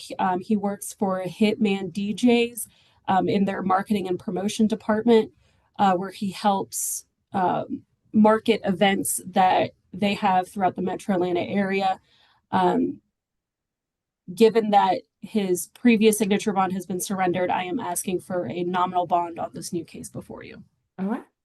On each count, it's going to be $50, and that's going to be a total of $150 cash bond to stay away from all MARTA property in accordance with all active suspension, which includes the 5 Point station, any buses, trains, and any other MARTA station. This case is going to be reset to, or further notice to January 15th, along with 25 CR 006861D, where his signature bond is surrendered. Thank you. Courtroom 2, another add-on came in for Ronnie Dupree.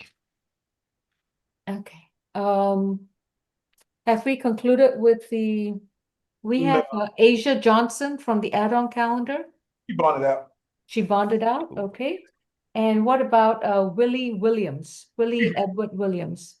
I spoke to him. So, and then I have two gentlemen who waived their presence. So Mr. Willie Williams waived his presence? No, Willie Williams is there. I'm just for when we do go over the calendar, there are some positions we've skipped. Understood. What about Jose Maldonado? He waived his presence, and I will address his situation when we get there. All right, thank you. On the add-on calendar, we have Mr. Willie Edward Williams III. Case number is 26CR28Y. Mr. Williams is accused of criminal trespass. And sir, you've been advised of your rights, and your attorney is going to be Ms. Correa. Any priors? Yes, old 2014 probation, 2014 reckless conduct not presented to grand jury, 2013 probation. That's it. Thank you.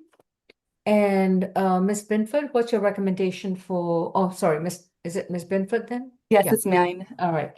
What's the that'll be recommendation for Mr. Williams? $1,000 signature bond pre-trial level 1, and to stay away from Grady Hospital and no alcohol, drugs, weapons.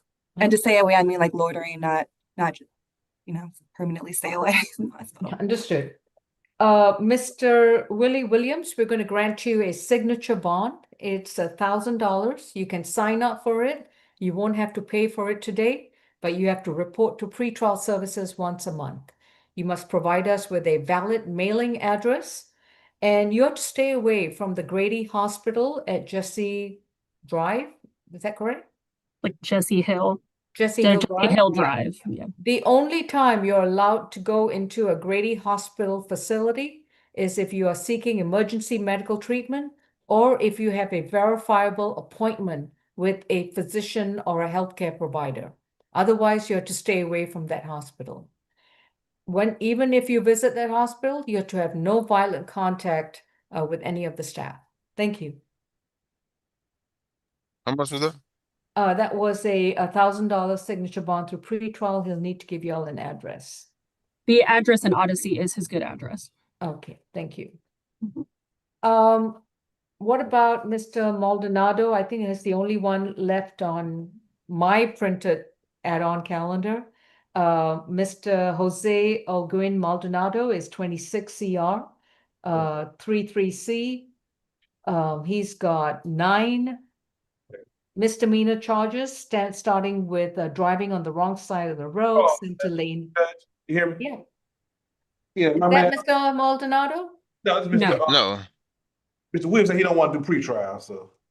Oh, he doesn't? Okay, then I'll give him a $1,000 surety bond, and his next court date will be January 15th. All right. Okay, so on position 3, it'll be $1,000 surety bond. Next court date is January 15th. That's 13, right? Number 13. Right. Sorry, who do we have in court 2? This is Mr. Dupree, the second add-on. Okay, I'll be with Mr. Dupree shortly. Mr. Maldonado, as I was saying, his accusation is 26CR33C, and the charges are driving on the wrong side of the road, center lane violation, failure to obey control devices, failure to obey safety zone, driving within a gore, speeding, I believe it was a super speeder violation, failure to use the signal where required, reckless driving, and driving while license suspended or revoked. This is unfortunately not Mr. Maldonado's only traffic case that's open. No, Your Honor, I don't know if you remember, this is his second time for the same issue. You handled him originally on December 20th. No, I don't remember. Sorry, Ms. Correa. So this was something that I'm happy to discuss at the end, but it seems like the only reason why I can speak about it is because I happened to be the public defender that day as well. But he was arrested on the felony case that you see. But what it seems to have happened is that different sets of officers all took out their own warrants. So these are all warrants stemming from the same set of facts, circumstances, nucleus. Does he have a bond already on these charges? Yes. Let me pull him up. If he does, Is this the one where I issued a bond order, but we didn't have an accusation number at that time? I think so. Possibly. But it's since been the chart they've all been handled under 25 PI 010280. All right. Miss Binford, why are we accusing this case that was addressed in a felony case, or is felony court sent it back to us? It was not in my understanding that it was at felony court. I got it from our state court. I didn't see any transfer, any request to transfer that up on my end. All right. Let's go with the same one then. Position number 9, he already has $1,000. Well, I'm not sure how to do this, but so I'll leave it till the end. So let's go to our second add-on, which I have not seen, but let's see, what do we have?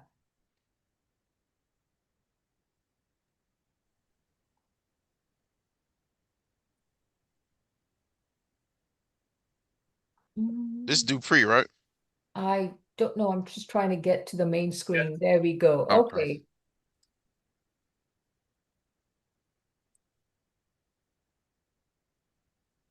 Ronnie Dupree, case number 26CR39G. Mr. Dupree is charged with 1 count of simple battery family violence from December 31st, 2025. His case number is 25, gosh, CR, oh, I've already said 39G, okay. Mr. Dupree, you've been advised of your right to remain silent, and your attorney is going to be Ms. Correa. And I do apologize, this calendar just got sprung on us, so let me see. He's been in custody now.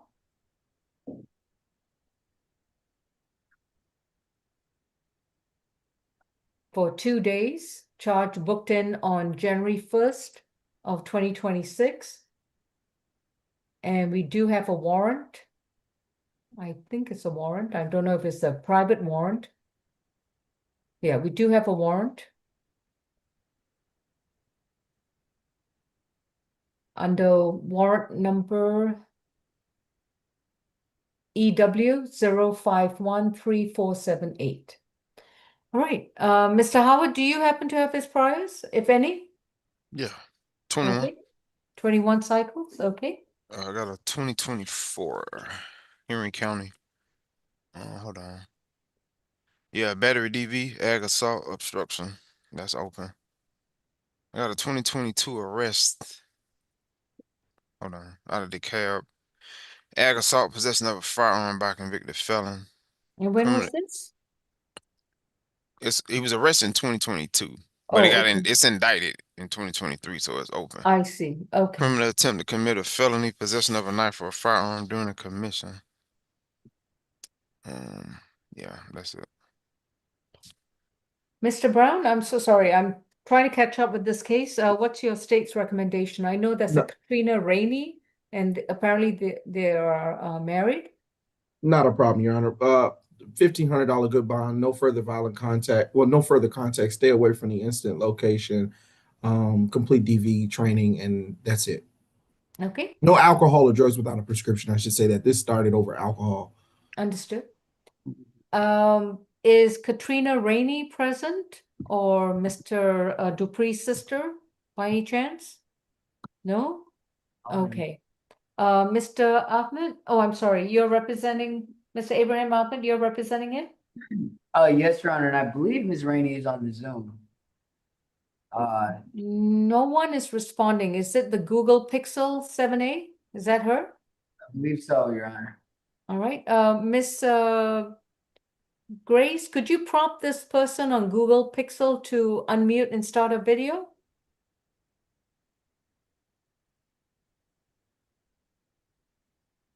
I did, Judge. Okay. All right. Mr. Abraham, she's not, but there she is. Oh, okay. Hello. That's her.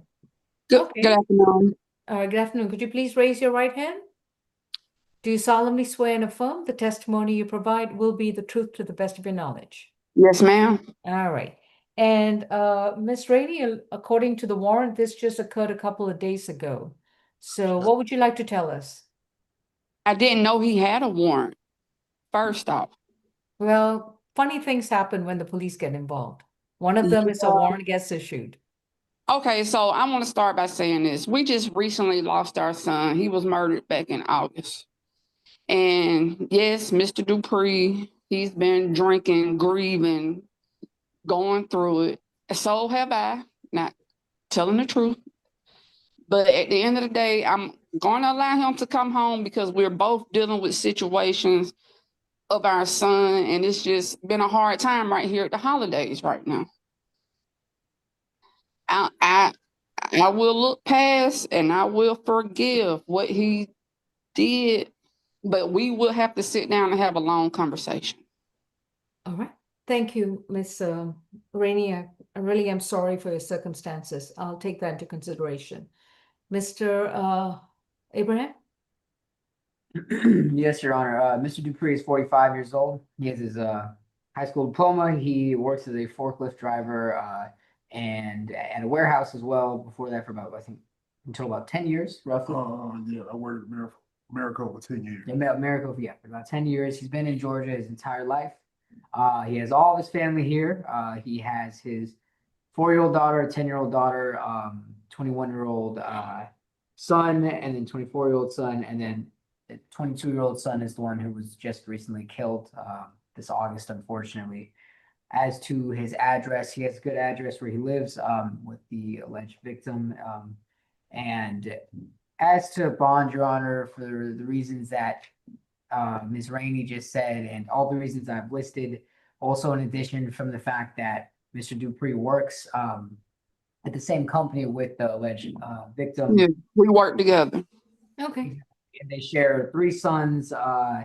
In addition to all that, Your Honor, we would just request it be signature bond, no further violent contact, and no stay away. This arose out of a dispute about his son's ashes, Your Honor. I read the warrant on that one. So just curious. I'm going to issue a no violent contact, but you both work at Americold at a warehouse or in these? We work at PVH now. My previous job was at Maricopa. I see. Okay, understood. Thank you, Mr. Abraham. On the simple battery, this is going to be a $1,500 signature bond for pretrial services. And I'm going to make it a level 2 report, which means that Mr. Dupree must report to pretrial services twice a month. No violent contact with Katrina Rainey, which means that from this point onwards, Mr. Dupree, there shall be no physical and no verbal altercations with Miss Rainey. If you feel you cannot comply with that, you either vacate the premises or temporarily vacate the premises until you can be assured there can be no altercations between the two of you. No illegal drugs, no alcoholic beverages, and no weapons and no firearms. You will be subject to random screens by pretrial to make sure that you're not consuming any alcohol and not consuming any alcoholic beverages. You will attend and complete 4 anger awareness classes with pretrial services. And if you violate any of these conditions, if you get arrested again, or you don't report to court when summoned or to pretrial, your signature bond will be revoked. Thank you. You got it. What did it say about a warrant? Is that a warrant? That was just for the stuff. Okay, so that took care of the second add-on calendar. I think we've addressed everyone on the first. Okay, so on the second add-on calendar, Dupree, that was a 1,500 signature bond to pretrial level 2. For the first add-on calendar, I'm not sure if we addressed everyone, but I'm just going to go by the, I know this is going to be horrible, but I'm going to go by the last name because my calendar does not sync with, all right, so let's see if I can make it less painful. We do know that Aisha Johnson has been released, so her case is further notice. Position number 2, Jason Lance. That was a signature bond, a $3,000 signature bond through for level 2, along with the cross defendant Melinda Moore, a 3,000 signature bond through level 2. Xavier Lumpkin, that's a 5,000 signature bond through pretrial level 3. McAfee Fulgham, that was a Dismissal, right? that was a dismissal. It was barred by the 2-year statute of limitation. Silka Milner, and that was, anyone can chime in. I've got a I have a 2,000 2,000. Yeah. signature bond through pretrial level 1. Yeah. Yes. Okay, thank you. I've already addressed Melinda Moore. We'll come back to Maldonado. LaMarsha Parham, that is a surety bond, and that was a $1,500. $1,500 surety. Yeah, and her 3,500 signature bond has been surrendered, and both cases are further noticed to January 15th. And then Zaneria Parham, and that was a signature bond through pretrial level 1. Darius Parks is a $150 cash bond, further notice to January 15th, along with his other open case. And then Kendra Perry, and that's a $10 cash bond, further notice to January 15th. Ricky Smith, that is a cash bond, a $5,000 cash bond, further notice to January 15th. Willie Williams, and that was a $1,000 surety bond at his request, reset to January 15th. And I think that was all the cases on the first add-on calendar. Then moving to our main calendar, position 1, Jericho Ashley. And what are we doing there? Ms. Correa or Mr. Abraham? Do either of you represent Jericho Ashley? Use the mental health reset, Your Honor. Okay. This is going to be reset to tomorrow, Saturday, January 3rd at 2 p.m. And Mr. Abraham, are you going to be here tomorrow? Or will it be?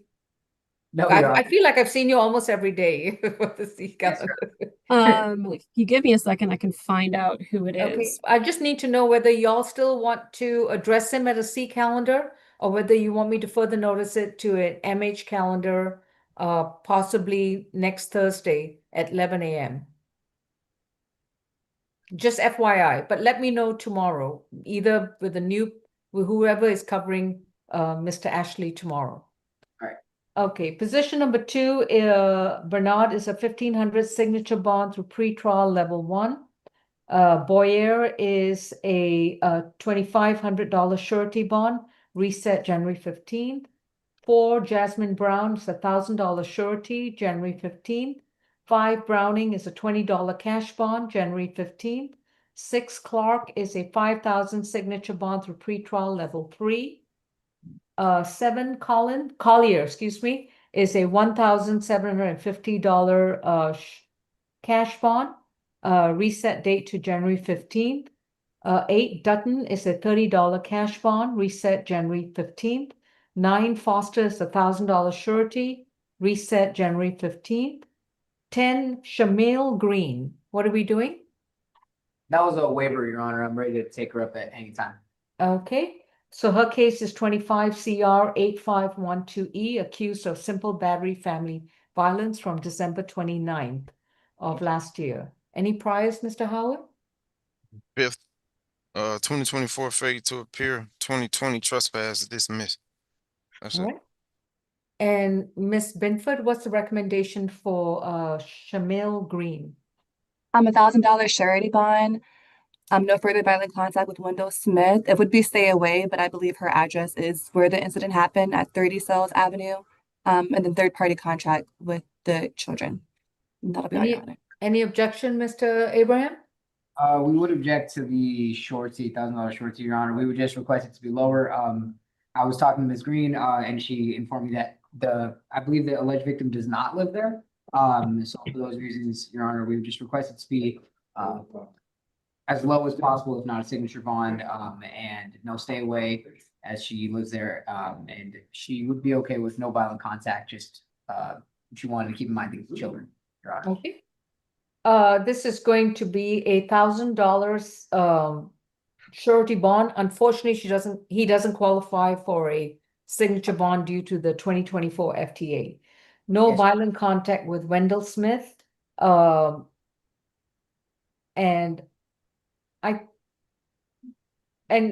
Miss Binford, does Wendell Smith have any objection?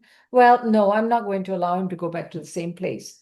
So he is allowed to go back to the incident location one time only with a police officer. If the victim doesn't live there, then he can return to the property. Otherwise, he'll need to update the court with a new address within 30 days. Next court date will be January 15th.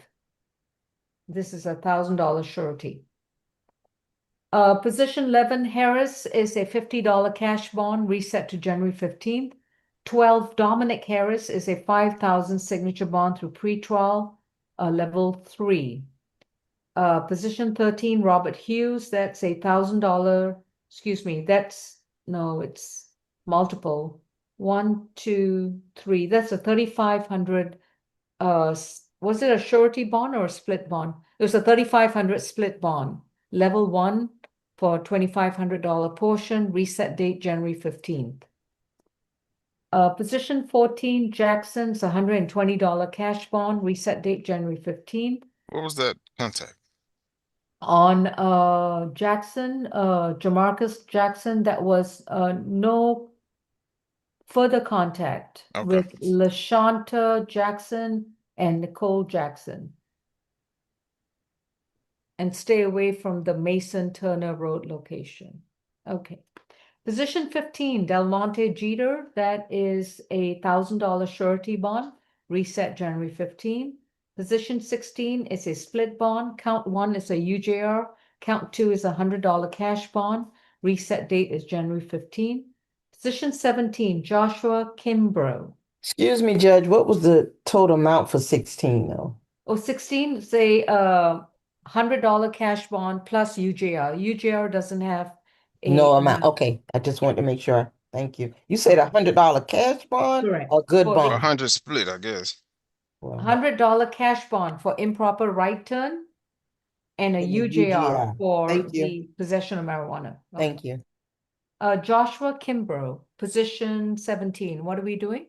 Oh, he paid his bond. Okay, so this is further notice, released and further notice. Position 18, Mayor is a $34,000 signature bond through pretrial level 2.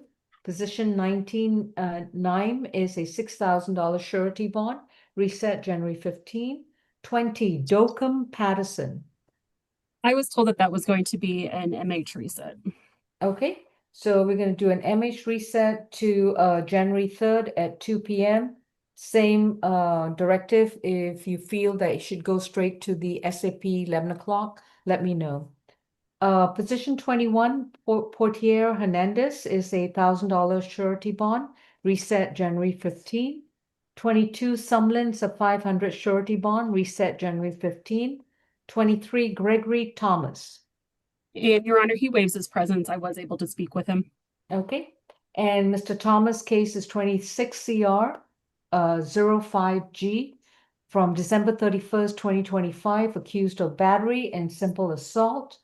Attorney is Ms. Correa. Any priors on position 23, Gregory Thomas? 8. You had an open terrorist threat, trespass, ag assault, reckless conduct. It's 25 PI 007448. 2024 2024 battery, simple battery against police conviction. 2019 failure to appear. He had a 24 battery DV that was dismissed. That's all. Ms. Binford? I'm sorry, Your Honor, what case is this? 23, Gregory Thomas. His presence is waived. Oh, that would be me, Your Honor. Okay, My Mr. Brown? apologies. No problem. That was the case that we had that I had confused earlier. Your Honor, this case is where he's charged with battery family violence. He's seen on video simply punching, well, not simply, but punching Miss Tamala Donald in the face multiple times, which caused her to bleed from her nose and mouth, and was observed throwing chairs at her after striking her in the face. We'll be asking for a $1,200 good bond. Stay away from the incident location or further contact with Miss Pamela Donald. I've got the charge as battery, not family violence. Did y'all intend to accuse it as a DV case? We're gonna go with what you have. I have I think battery. I may have just done that out of routine. Okay. And I don't want to rock the boat too much right now, as I know the hour is late. If we need to amend later, we will do so. Okay. Yeah, I didn't see any indication that they would have a family relationship. Mr. Thomas is 29 from the Metro Atlanta area. He reports his address as, hang on if Odyssey wants to work. He gave it to me as 253 Joseph E. Lowry Boulevard, which is one of the addresses he has listed on Odyssey. He works in landscaping.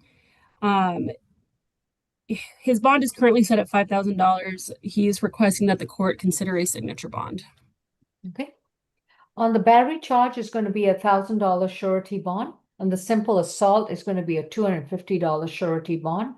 No further contact with Tamala Donald to stay away from 911 Joseph E. Boone Boulevard, Northwest Atlanta.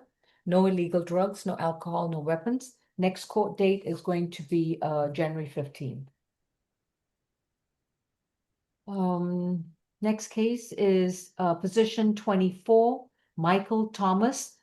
He received a 1,200, I want to say a surety bond.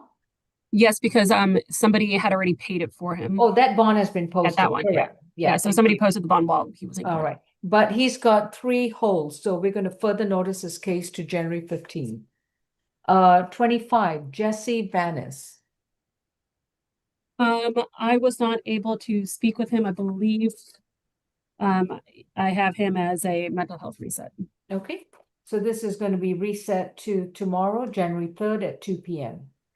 Position 26, Watts is a 6,000 signature bond through pretrial level 3.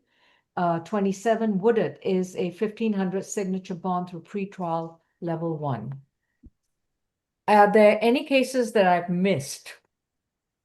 The second add-on tripped me up, so we good? All right, everyone. Y'all enjoy the rest of But the you gonna do it weekend. number 7. Number what? The guy with all the driving. Oh, sorry. Yes. So, okay. Whoever's not involved with the Maldonado case, you're free to go. Whoever's not involved. But otherwise, Ms. Correa, you, yeah. So I was chatting with ASG Binford.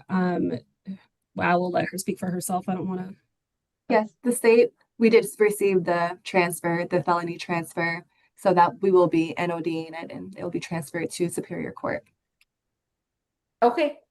Yeah, because they're all of it's related to the 25 PI case. All right. So since the case has been accused under 26 ER 033C, the state will have to file a null pros with the explanation that the charges are still active in a Superior Court case, and then accompany that with a transfer order unless it's already transferred. Does that make sense? Yes, Your Honor. Okay, so please submit those documents, a null pros of the charges under this specific accusation number. Who will I submit that to? I appreciate it. Thank you so much. All right, everyone, I'm going to run away and wait for my bond orders. But till then, y'all enjoy. And the lucky few, I get to see you tomorrow. Great. Thank you, Judge. Gift that I'm keeps sorry, on Your Honor. giving. You Just a submit that question. to Miss April Champion. What was the last name? I'm sorry. Champion. April.champion at fultoncountyga.gov. Thank you. You're welcome. All right, everyone. Take care. Bye-bye. Bye.